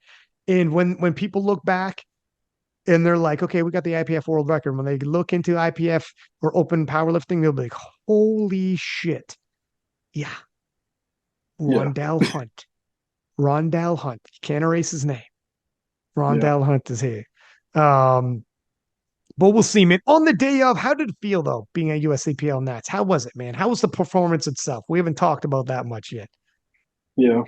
Um, being there on the day, I mean, it was cool. Like, I think not the city, not Memphis. Like, Memphis was bad, Everyone's saying but that. But the actual like convention center was like nice. Like it was like on the second floor. It was extremely big, like spacious, extremely high ceilings. Um, so it was like a good venue, and like the vibe was like nice. Um, but yeah, I think like throughout the competition, like I just felt like that like feeling of like exclusion. You know what I mean? Like I was there to do my thing, and everybody else was there to compete. Like that's genuinely how I felt. You know what I mean? Because I think I was like the only guest lifter of the entire competition.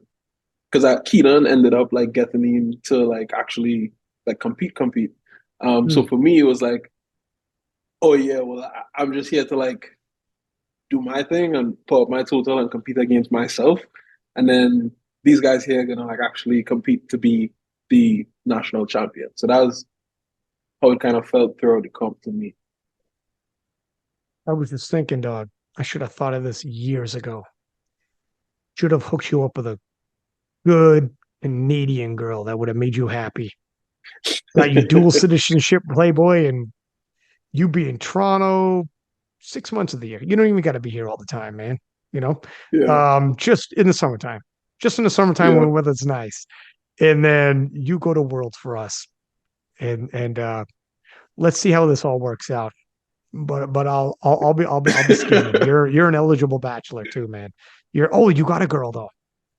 I do have a good. It's not love. I have a, Hey, it's not love. You don't got to consummate. It's just politics, baby. that's the thing. She'll understand. So she'll understand. She goes, you're like, baby, it's a World Games here. Yeah, She's like, let's do this. She's like, I get to pick the girl. And it's just really, it's platonic. That's it. It's all yeah. politics. That's it. And she's not there for the World Championships. She watches the live stream. Right? I'm there, but Yeah, but dude, I would. Oh my god, if you represented Canada, I'd be like, oh hell yeah, we got one. Now yeah. who's laughing? This worked out good for everybody. I mean, the only thing there is that like I would basically like get in the way of Bryce Krocek, and he's like Canada's one of Canada's golden boys. So it's like, He is damn, too. He is too. yeah, Bryce, God damn it, do I got to go 120 plus now? Who do yeah, I got to do? Right? Bryce Krawcheck's yeah. like, I've announced I've moved into USAPL Canada. Wait, What a is that a thing? startling. USAPL Canada? Is that a thing? I'm sure it is, and it's got like 5 people. I'm sure it is, and it's got like 5 people. Yeah, I guarantee you there is a couple of, super duper low level people who are like, this is a good idea. I mean, so you got to think in every nation, it's an opportunity for some people whom otherwise would never in their life make an impact at a national scale, let alone be a world team. Now all of a yeah, sudden can be like, hey, that could be kind of a weird national champion, an American Canadian national champion, and yeah, whatever. It's something. It's whatever. yeah. I'm sure. Nah, And you would be it's like, crazy. you fucking guys don't know how good you have it. You could choose an actual national fed, and you're choosing to be in a weird spot. If you That's the know, thing. Yeah. you No, entitled fucking people. nah, the whole thing with like the USAPL names, like a lot of people like clown them on that. Like how like it's like it literally starts with USA and then insert whatever country. It's like it's Yeah. rough. It's rough. Like I don't know. When no, I loved it when Germans was on the podcast. We did like a crossover podcast, and he's like, "It's like the Mhm. USCPL's still in the 1800s colonizing. What are we doing here? What are we doing?" You know, when Yeah, he said yeah, that, he's like, "What are they trying to colonize? This is powerlifting. What is going on here? Like you can't." yeah. We were actually like low key last year. Like they were talking to us about starting a USAPL Trinidad. And for like maybe a couple of days it was like a thought, but we never like followed through on it because I don't know, USAPL slowly started to move in like a weird direction. And it That was would have just been like, that would have been probably the point of no return. yeah, that would have That been the would have nail in the been coffin for sure. That would have been difficult to come back. That's where like, okay, look it, I made a couple of weird turns here, huh? But No, but right, that would have been like, imagine what is happening now is happening, and I'm over here like the president of the USAPL Trinidad. I'm like, it's yo, worse than the 2 week story. Your story about 2 weeks later is bad, but then you're yeah, like, and then and then you do this, and then like, and then Sheffield's announced, and then Worlds and blah blah. Blah. Like, oh my yeah, god, you have such the worst luck. And yeah, yeah, the media is not gonna have you talk to school kids about how you're the United States of America Trinidad champion. They'd be like, huh? Like, yeah. yeah, They're really yeah, it's a not. tough story to tell. It's gonna It's be a hard crazy. one. But on the day of when you hit 10:45, how did you feel Hmm. afterwards? Did you feel like what? How were the weights moving? Were you like this is was it what you wanted? Was it not what you Hmm. did you expect more or less? How did that go? Yeah. So I actually talk about this in my YouTube meet recap. So I had a good meet, but it wasn't great. Like a lot of people like looked at my meet where and it was like, oh well, he got everything that he could out of himself and it was a great meet, but he didn't have like much more, etc. And that's true on the day, like I probably didn't have too much more, maybe like 2.5 kilos on bench, but that's about it. But in terms of how I like showed up to the actual meet, like how like good I felt, I didn't feel that great. So I was expecting maybe like 5 to 10 kilos more on the squat, bench maybe like 2.5 more, and then deadlift I was expecting maybe like 5 to 7.5 more. So yeah, it was a good meet, but it wasn't a great meet. And one of the main things I want to like emphasize is that like you literally said it. I started competing like officially in 2016, and I've only done 6 meets, separated by a 4 year gap. So it's like I'm just now collecting like real data points on myself in terms of like how I peak and how I could cut and all these different things. So it's like I'm almost like a brand new lifter. Is what I feel like. You know what I mean? Like this is my third meet in like 4 years. So I feel like every meet I learn a lot, and this meet was no different. So I put up a great total, but yeah, I think I have way more just by like fine tuning a couple of things. Even if like if you do go the IPF route, it might not have been such a bad thing to have gotten these competitions for Yeah, everything you just said. definitely. Can you Yeah, imagine going like streamlined to Worlds and then Sheffield and it's like, oh my God. But the fine tuning and everything you're doing now might pay massive dividends. yeah, You know, definitely. I think it's so strange because like I my totals, like even from like my last two competitions before nationals, were like pretty elite. So it was 992.5 and then 1,002.5. But I was feeling like I was always feeling like it was like first couple meets. So I was so nervous walking out and everything like that. So it's it's strange because it's like I've done wheels and I've done all these things. But yeah, that time off almost like reset my like competitive like clock. I feel like so. well, thank God you're so far ahead. You don't got to worry about like you really got to fuck up to lose. Yeah, I mean, to lock you. I think my openers were 9:45. Okay. Well, see what I'm saying? Yeah, That's insane. Okay. 952 one IPF Worlds, 950 one USAPL Nats for 125s, and you're opening up with 945. You really gotta have a bad day to yeah. lose. When you did what you did some people reach out to you that maybe you were unexpected? Um, actually no. Like I got a lot of like nice like comments and stuff like that. Like Dennis Cornelius, he commented on my post and he was like congrats Rondel, you the man now. So that was nice. That's Um big. Yeah, and a couple other people like commented and stuff like that. But yeah, like nobody really like reached out directly to say like, bro, that was insane. So that's why I say like the response was probably like a little bit more underwhelming than I expected it to be, you know. So yeah, Hmm. Well, I'm glad you're on the podcast, man.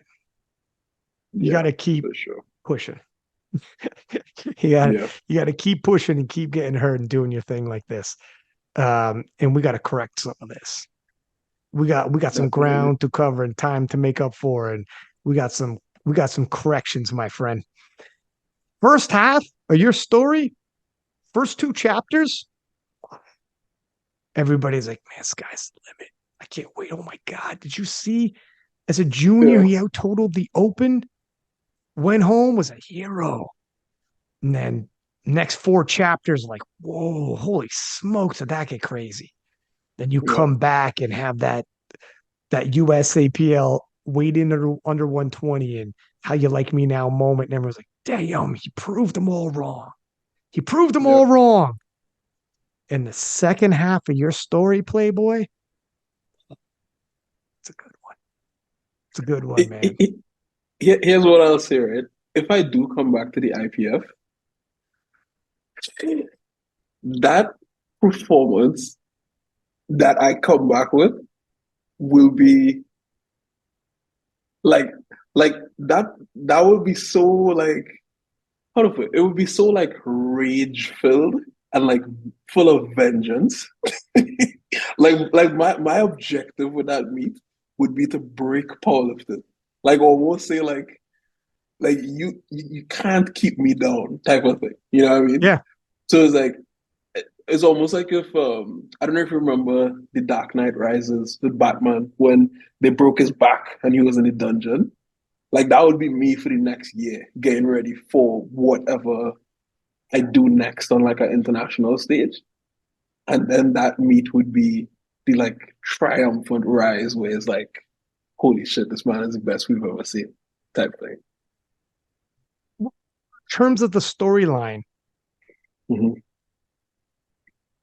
when you picture your story, how do you culminate with now I've taken back everything that was taken from me? How do Mm-hmm. you do that?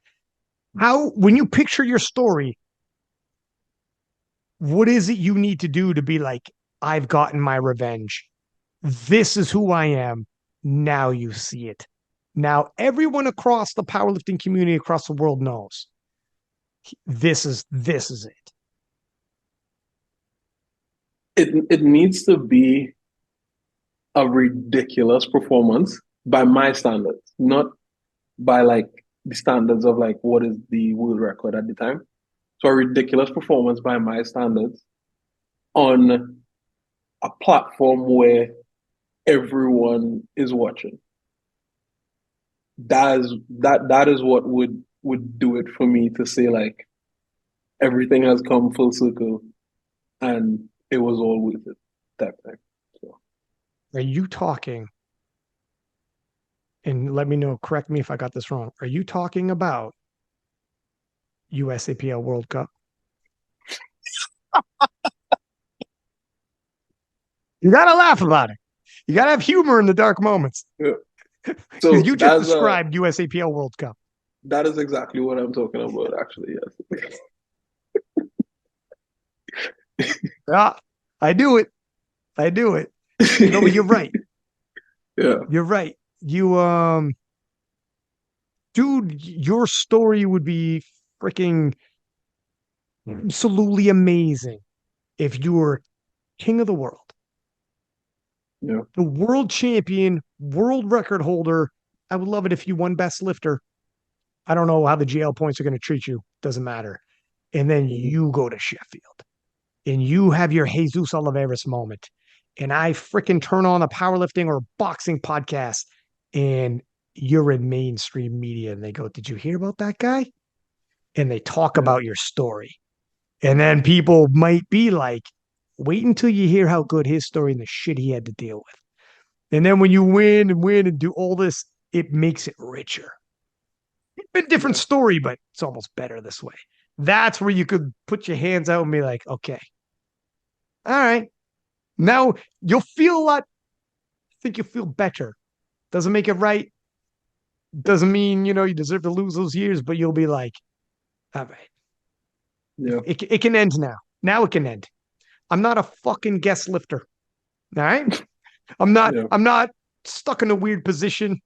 I'm not getting overlooked. You talk about me like you talk about Perkins and like you talk about Atwood and like you talk about all the greats. You talk about yeah, me like that, please. And thank you. And Jesus Oliveras. yeah.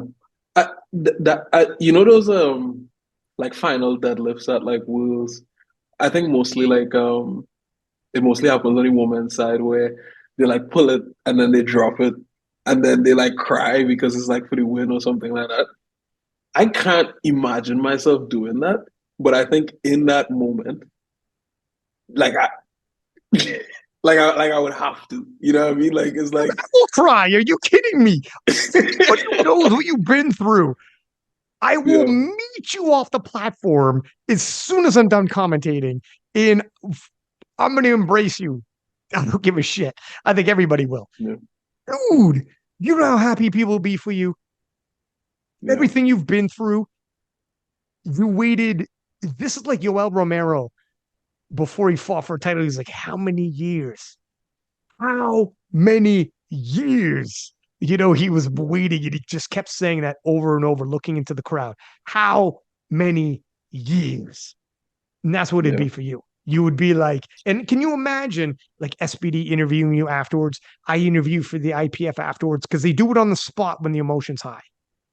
yeah, And it's millions of people in Eurosport. Everyone is like, now you talk. Now you yeah, talk, young king. And you'd be like, now go back to the schools and be like, to all these kids, whatever you're facing, it isn't going to be all sunshine and roses. It's not going to, you think you're on the way up and then life hands you something else. yeah, Yes, you can come back. 6 years. I'm here and I got it back. It's almost better. Almost a better story when you tell it and be like, you have no idea. Don't tell yeah, me about how hard you got it. Don't tell me about the shit you've had to deal with. Don't tell me life isn't fair. Don't tell me that. I know. Don't tell me your sad story. I had a whole career in between from when I won in 2018 until when I won in 2025 or whenever yeah, it's going to be. I had a whole career in between there taken from me. Came back, still won. Some people came, two or three different generations of people have come and gone in powerlifting by then, came back. And here I am, yeah. the person you never wanted. And here I fucking am now. Now look at me now. You couldn't keep me away. You know how good that speech will be in that interview? I Yeah, hope it's with me in IPF, in SBD, and all of them. Like, I hope I got you right afterwards. I'm gonna try to find you, be like, let's talk your talk, King. Let's talk yeah, your talk, Playboy. And then if you don't mind, I'd like to book you for King of List. But yeah, man, when I picture you and everything gets righted and the ship gets righted, and then afterwards it will be one hell of a story. And then you go on tour and you talk to the kids. It'll be yeah, better. The high school kids will eat you up. You could start off by telling these kids like, so tell me your sad stories, man, because I'll tell you. If I can battle yeah. back from what I battle back from, yeah, you can. Yeah, you can, man. It's That better that this way. It's almost that better this way. literally that's the thing. Like it would be like if you just rise up through the ranks and then just start winning and you have no like adversity, it's like yeah, it's fine and people would like love you and respect you and stuff, but to have that like backstory is powerful. You know what I mean? Look at Penna. Penna's story with his father and everything he dealt with going in 2022, anything that could have went wrong from him, from showing up injured in South Africa, caught COVID, his father's fighting cancer, and super duper difficult. And then, oh, Jesus. So that's his world championship. So he loses his world title. Coming into the Europeans, he's like, all right, I'll rebound. It's okay. And he bombs Mhm. out at Euros. And he's like, Yeah. that's the fucking worst. And his dad's still fighting cancer, by the way. And he talked about it on a podcast. I'm not saying anything that is private. And he's like, I didn't even recognize my father when I saw him again. And he's like, Yeah. one of the worst years of my life. One of the worst years of my life. I like my, you know, and the reason why when he won 2023, in the videos of him breaking down, crying, and running into the stand, seeing his dad, and everybody's like, holy shit. And he was such an underdog and everything. The reason why is because of that story, man. Because that Yeah. story. And that's why when you do, if you do what you do, the reason why everybody will know, they'll be like, oh, you won by a landslide, though. You have no idea the underdog he was and what everything he's faced. He faced the dude for sure. I'm a storyteller. So I will help you tell your story, dog. This is what I do. But yeah, man, it is what it is. We'll see. We'll see if the future brings. But like, I'm an optimist. Yeah. I'm a realist and an optimist at the same time. I'm a realist in that I think you still have control. You have more control right now as you think with your future for the first time in a long time. And you get Yeah. to write how the second half of your story goes. It's up to you.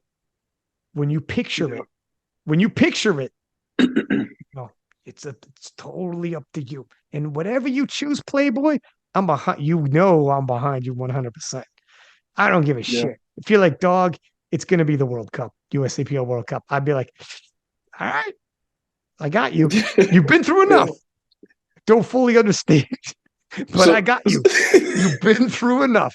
I will have your yeah. back. I will support you. I will pump you. You'll be on the podcast, and I'll talk about how amazing it is. Yeah. If there's one thing I could say for sure, it's not going to be the USAPL World Cup. Like, I would Really? probably like, yeah, no, what? I would never, I would, I would never. And then the reason why is because like I, I don't necessarily let like other people's opinions control me, but at the same time, you want to do things that are like recognized. You know what I mean? So it's like if I'm, oh yeah, I'm a USAPL world champion. It's like that's whack. That is so whack that I would quicker do like USAPL local meets and just like Yeah, blow those up as opposed to yeah. So I can say that for sure right now. I don't know if it's gonna be IPF, but it's not gonna be the World Cup. that's fair. All right, that's Yeah. fair. And, yeah, that's. Let's be honest. When we retell your story, if people are reading your autobiography, you will take 3 chapters to explain what the hell is going on here with the USAPL World Cup. They'd be like, well, Exactly. I'm not sure they're going to make a Netflix special out of that. Yeah. But yeah. Well, I mean, freak, I don't know, man. I think the future's bright for you. I'm glad you did everything you did. Do you want to play the name game a little bit, sir? We could keep it brief because we've been talking for 2 hours already. It's 10 o'clock. I'm glad I had you on, though, man. Yeah, I'm I always happy to be on. Yeah. do. I need to see you in real life again. It's been forever. I most likely I will come to Sheffield. I plan to come. So I wanted to see everyone there and just imagine myself beating them. So Boy, I love the sound bites. Thank you. But yeah, man. And would you be at like any of the SBD run meets that are happening in the US or no? I'm not sure when the well, I know there's one coming up in like what 6 weeks. I won't be at that one, but after that maybe just depends. Okay. So Because I know you're an SBD athlete. I'm not entirely sure. I know they fly people to different places for different obligations or whatever, but I don't know, mhm. dog. I hope I see you soon. Sheffield's relatively soon. I'll see you there if you're there. That'd be amazing. But Yeah, yeah, man. Let's because I remember if you go back and you watch that live stream from 2018 and nobody knew who you were at the time, like now yeah, you see people coming up. Me and Tom Keene couldn't get over you. yeah, We were like, we couldn't get over you. Tom Keene's a Canadian too. He's a Masters world champion several times over. Amazing guy. He was my co for that, and I was the lead. And we were like, look at this guy. And we knew like what you were doing, like the open hadn't happened yet, but like, how is he doing? Like, this is an insane total. And we like couldn't get over, look how big his hands are. That we're Yeah. just waiting for the videos to come. We're like, you were such a physical specimen. You were Yeah. built. You're built for this. Like you're built. I remember when I was young, there was a guy called the Freak, and he's a player, and his fingers are so big he never missed a ball. You throw it Yeah. anywhere around his chest, man, that ball ain't coming out of his hands. And we were Yeah. marveling at you, like, who the fuck is this guy? Like you came I out of could, Trinidad, no one saw you coming. Social media wasn't as big back then, so people pop out of nowhere, and we are like, yeah, I didn't know then that I wouldn't see you again for God knows how long. But we were all it's like, crazy. and then afterwards recapping it, we're like, he won. Not just Hmm. juniors, but the open. He beat the open too. We are like, God damn, man. Yeah. It was such a special moment. I'm glad I had it. And I'll never forget your first impact and impression on me. I'll never forget your impression on me. And like whoever, if there's powerlifting nerds ever want to go back, I should clip some of the clips. The way we talked about you was so hilarious because Yeah. we couldn't. That was literally like I remember when I posted the meet recap, I used the live stream like clips, and everyone in the comments was just laughing at like how you guys were like mentioning me because I remember I wore like some Vans, and it was literally the Vans that I like came to Canada with. Like you guys were like you guys said that I pack lightly, and I was it was so funny. It was so funny. Uh, but yeah, and But I used that same shoe for like all my lifts at that point. So I did actually pack very lightly to come. So he packs lightly. But dude, you made such an impression. It was so wild. I love that that can happen in life. That you walk in and yeah, someone can just walk into your life and be like, you're like, holy shit. And just like, boom, yeah, from here on out, you're gonna be talking about me now. And it was yeah, just like, whoa. And I also love that all these years later, me and you are doing a podcast right now in 2023. yeah, And God knows in 5 years what we'll be talking about. Like you remember where you're at now, and blah blah blah. I yeah. don't know, man. That's actually something that Joey Flex told me as well. He was like because he remembered me as well from Worlds 2018, and he was like, it's just crazy to see like who sticks around. Because powerlifting is a sport with like high turnover. Like you have guys who they might even come and like win like a junior worlds and then you'd like never ever see them again. And yeah, like we were talking, I think it was at collegiate nationals last year or something. And he was just like, it's crazy to see that like, I'm still around, he's still around is it's cool. Dude, you could have walked away. So many people win a junior world title and never come back. You could have walked away at any point, dude, and it would have been the craziest shame. You would have Yeah, been so deserved to be like done. 4 years. Okay, I'm good. yeah, I'm no longer hoping anymore. I'm not training for this anymore. It's not there. That's what makes it so crazy that, yeah, no, I'm still here. yeah. You know why I stayed? Because like it was tough like in 2019 I remember so we had like a big crew, right? So it's basically like 10 of us who at that gym we seriously trained for powerlifting, and like that's how I came up from like starting like 2015 2016 all the way up to like 2018 like Wills was training with this one crew. And when everything happened with the federation, like everybody like slowly just started to like fall away because it's like, why are we training if we can't compete? And then obviously it was like worse during COVID to the point where it was just me and Sanjeev, who's my coach. And what kept me powerlifting was simply the fact that I like believed that I had the innate talent and like the God-given ability to be the best powerlifter in the world. And like I didn't know what I was like founded in, but I just felt like I could be the best. Like what? So it's like I need to continue on. I need to see it through. You know what I mean? And that's genuinely what kept me in the sport because I wasn't making any money from it. I had no friends doing it, and I was just training. So yeah, Dude, you realize how like special it's just even just hearing you be like, I had no reason to believe that I'm going to be back.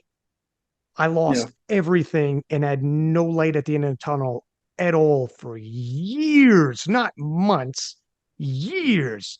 And I genuinely believed, never stopped believing I could be the best in the world, the greatest of all time, and had no reason to continue at all for years. And my inner belief alone pushed me through year after year. Yeah. And I kept training and never lost a step. And when I went back onto the platform, I was right back to where I would have been if I kept training because I didn't stop. That's Yeah. why I'm still here now. You know how fucking impactful that is to say that. Yeah, it is. Tell me about your inner belief, kid. You tell me about your inner belief because mine rode me through 4 years of nothingness. And I had no, despite knowing it, I had no reason to think it was going to turn around for me. And for years, I was like, no, I'm destined. I'm Yeah. still going to do it. I still believe. Hell no, man. Whoever's listening to this is probably like, damn, I thought I went through a little rough patch there for a second, but Yeah. yeah. That's why when I like hear like about people like losing motivation or like I have a like I do coaching as well. So I have clients who like, oh, like coach, like I'm not really feeling it. That I don't know, I don't have that like drive. I'm like, bro, what kind of weak shit.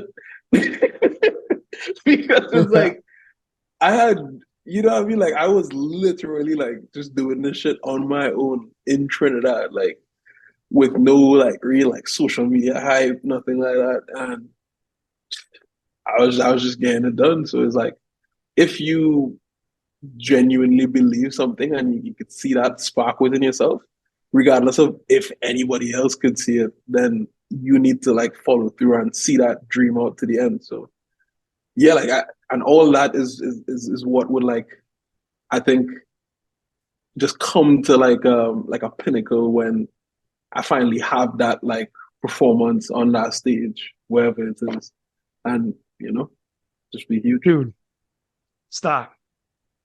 If it's, I mean, are you kidding me? Yeah, When you have that moment, and it's like if it's something nice and round like 1100 kilos or yeah, whatever, and that stage is like if it was like Sheffield, yeah,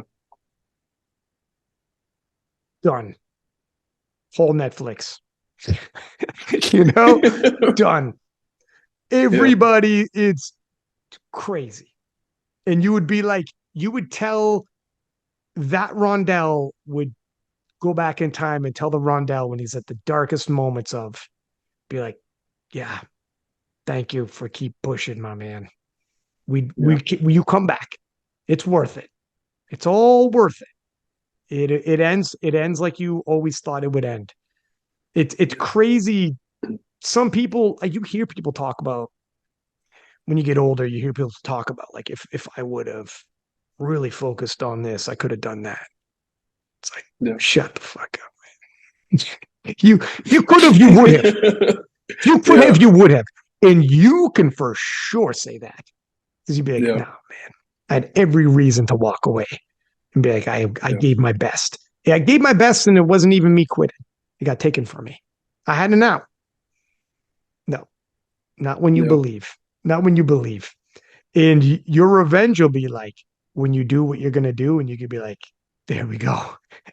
yeah, There we go. There we go. I don't know, man. yeah. I could even see the name of the Netflix special now. Could just name it Kilos. That'd Oh, be sick. here's a here's a working title. USAPL World Cup. Jesus Christ. It's a banger. That's USAPL World Champion. No, man, kilos. Kilos. I like Yeah, it. I like it, man. It'll be good. There's plenty and plenty of hey dude, if they need a narrator, all right, you let me know yeah, because I got a voice for it and I know your story well. I'm just saying. I'm good. I work cheap but not for free, but that's fine. That's Netflix. They got pockets, but we'll work that out afterwards. But yeah, yeah, man.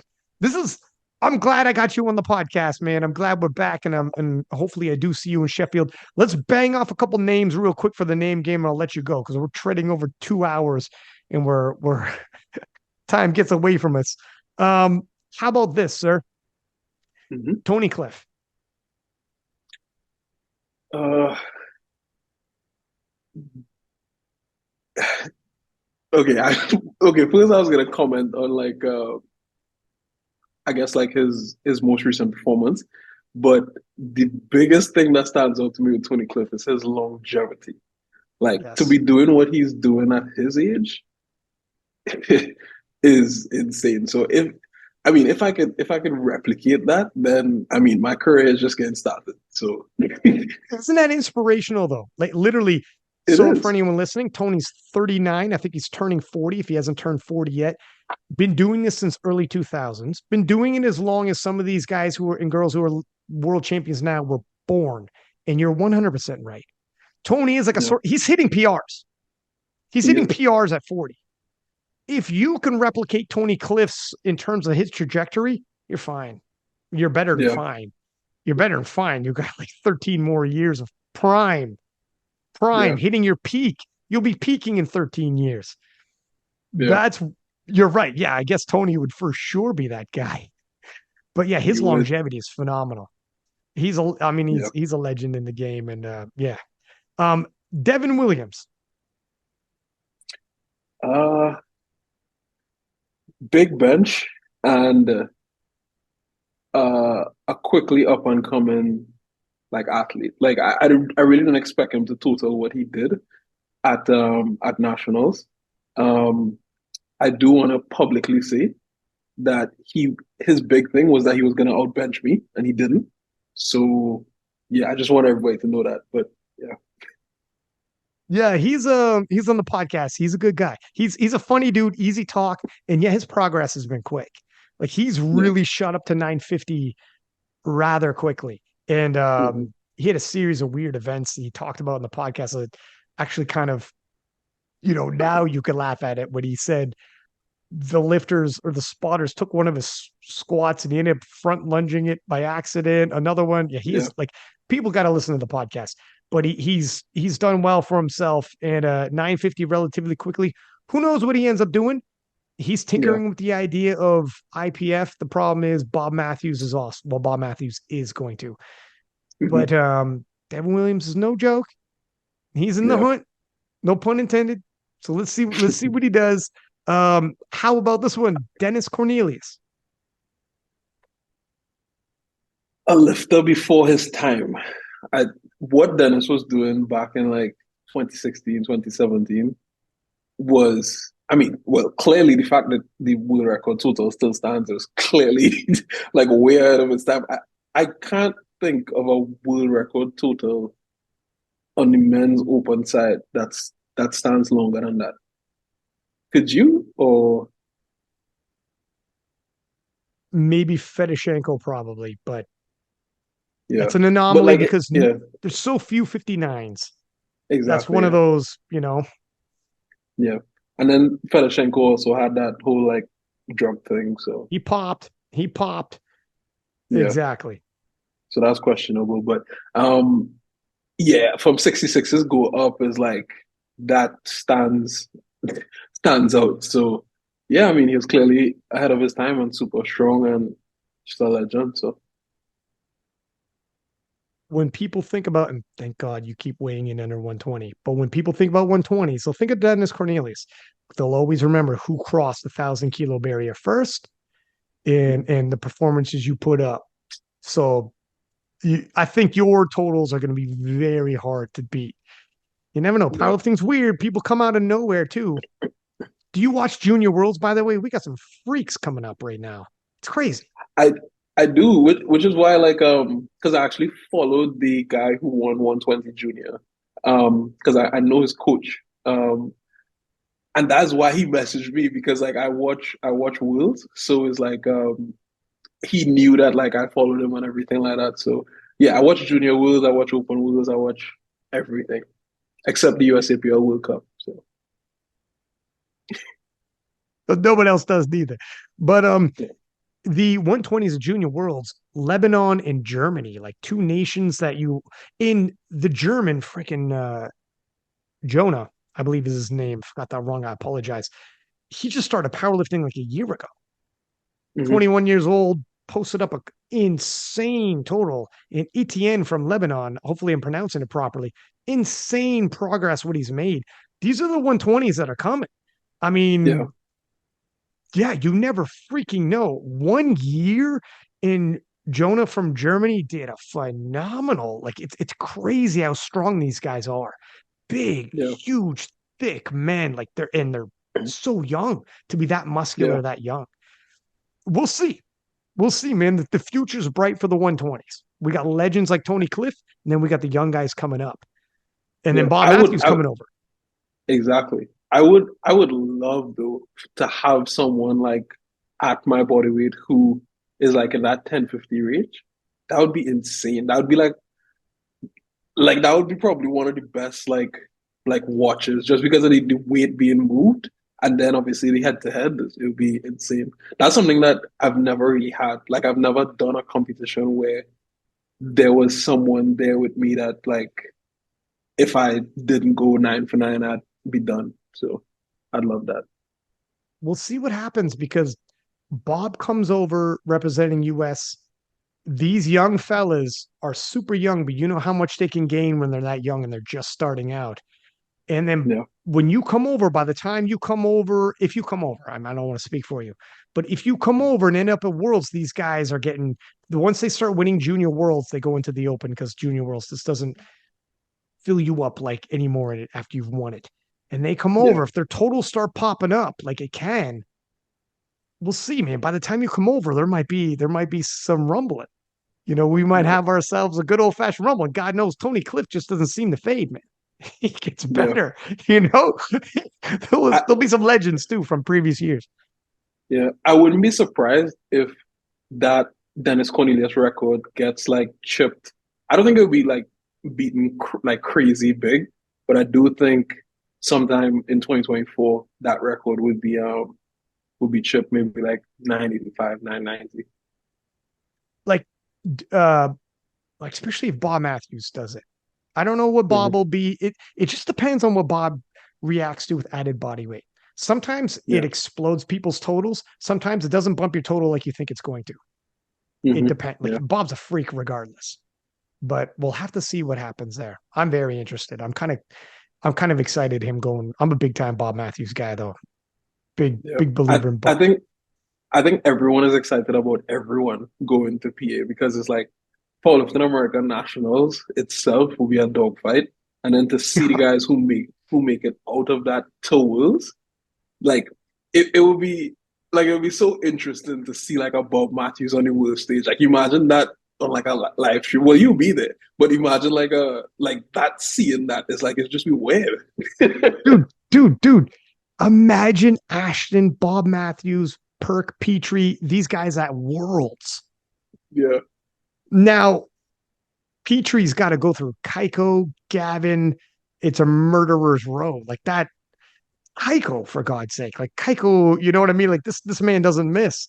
yeah, Um, Ashton, with like there's always going to be and Perk. I mean, Perk's way up right now, but still, let's see a healthy Atwood and Perk yeah. at PA Nats. PA Nats is going to be crazy. If we finally It get will be. Atwood Perk. I mean, whatever. I don't know. Okay, Do you know if sorry, go ahead. well yeah, do you know if Jamar is going across? I haven't heard like anything from him. Royster, Yeah, him, I'm not sure. I know like damn near everybody. If he doesn't though, I mean, it's just kind of like everyone else is. So he might not. I'd have no idea. But I'd be yeah. kind of shocked because you'd be like, it does become like,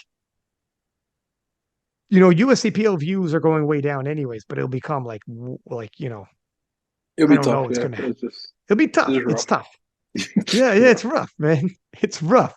I don't know, maybe not. Um, how about this one? Let's move into a couple of not names but words. Mhm. USAPL Nats. Uh, Um, hmm, maybe lackluster might be the word. Um, What's at that, least for sorry? me, maybe lackluster Mm. might be the word. At least for me, from like my perspective, as I told you, like um, I guess I didn't feel like as included as I thought I would. Um, so yeah, that's the word I use. Didn't quite get you where you wanted. Yeah, it it was it was nice though, like the as I said, the atmosphere, but yeah. IPF Worlds. Uh, I see it as something that I have to do at least once to to to have on my resume. I actually don't like it might sound weird, but I don't really like value like world titles that much, especially when it's like not hard fought. Like a Keiko world title is different from like a Amanda Lawrence world title. You know what I mean? At least in my opinion. But yeah, if I go to worlds, depending on who's there, it's just like I just go in for the medal, you know. So yeah, Thing is, the rest of the world in history. I mean, you already know what happened when you won Junior Worlds. yeah, What it does to your legacy, what it does to the ability to like when in 10, 20, 15 years when you're like talking about your story, what it does. You yeah, changes everything. And it yeah, won't always be like Amanda Lawrence has had dog fights at Worlds when 2019 Daniela Mello. I'll never yeah, forget that dog fight. Just depends on the year. Unfortunately, there's not an 84-kilo woman alive that can mess with Amanda Lawrence and hasn't for years. yeah.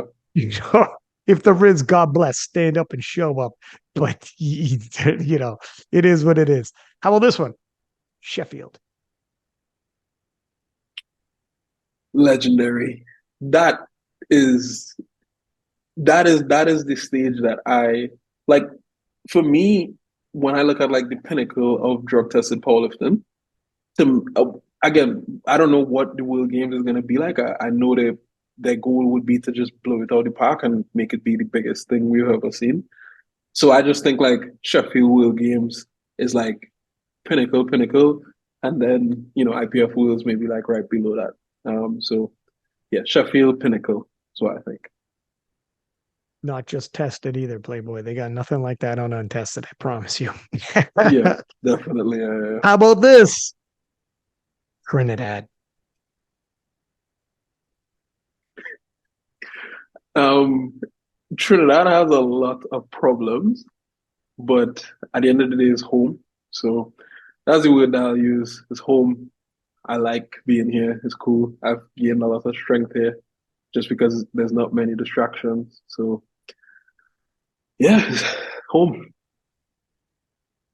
I mean, I hope in years to come, we revisit this podcast and listen to it, and you'll be like, "Fuck, that's where I was at that point." Yeah, And then and you are in an entirely different position in the future when you listen to it. And you're like, yeah, damn. So that's where I was in 2023 at that point.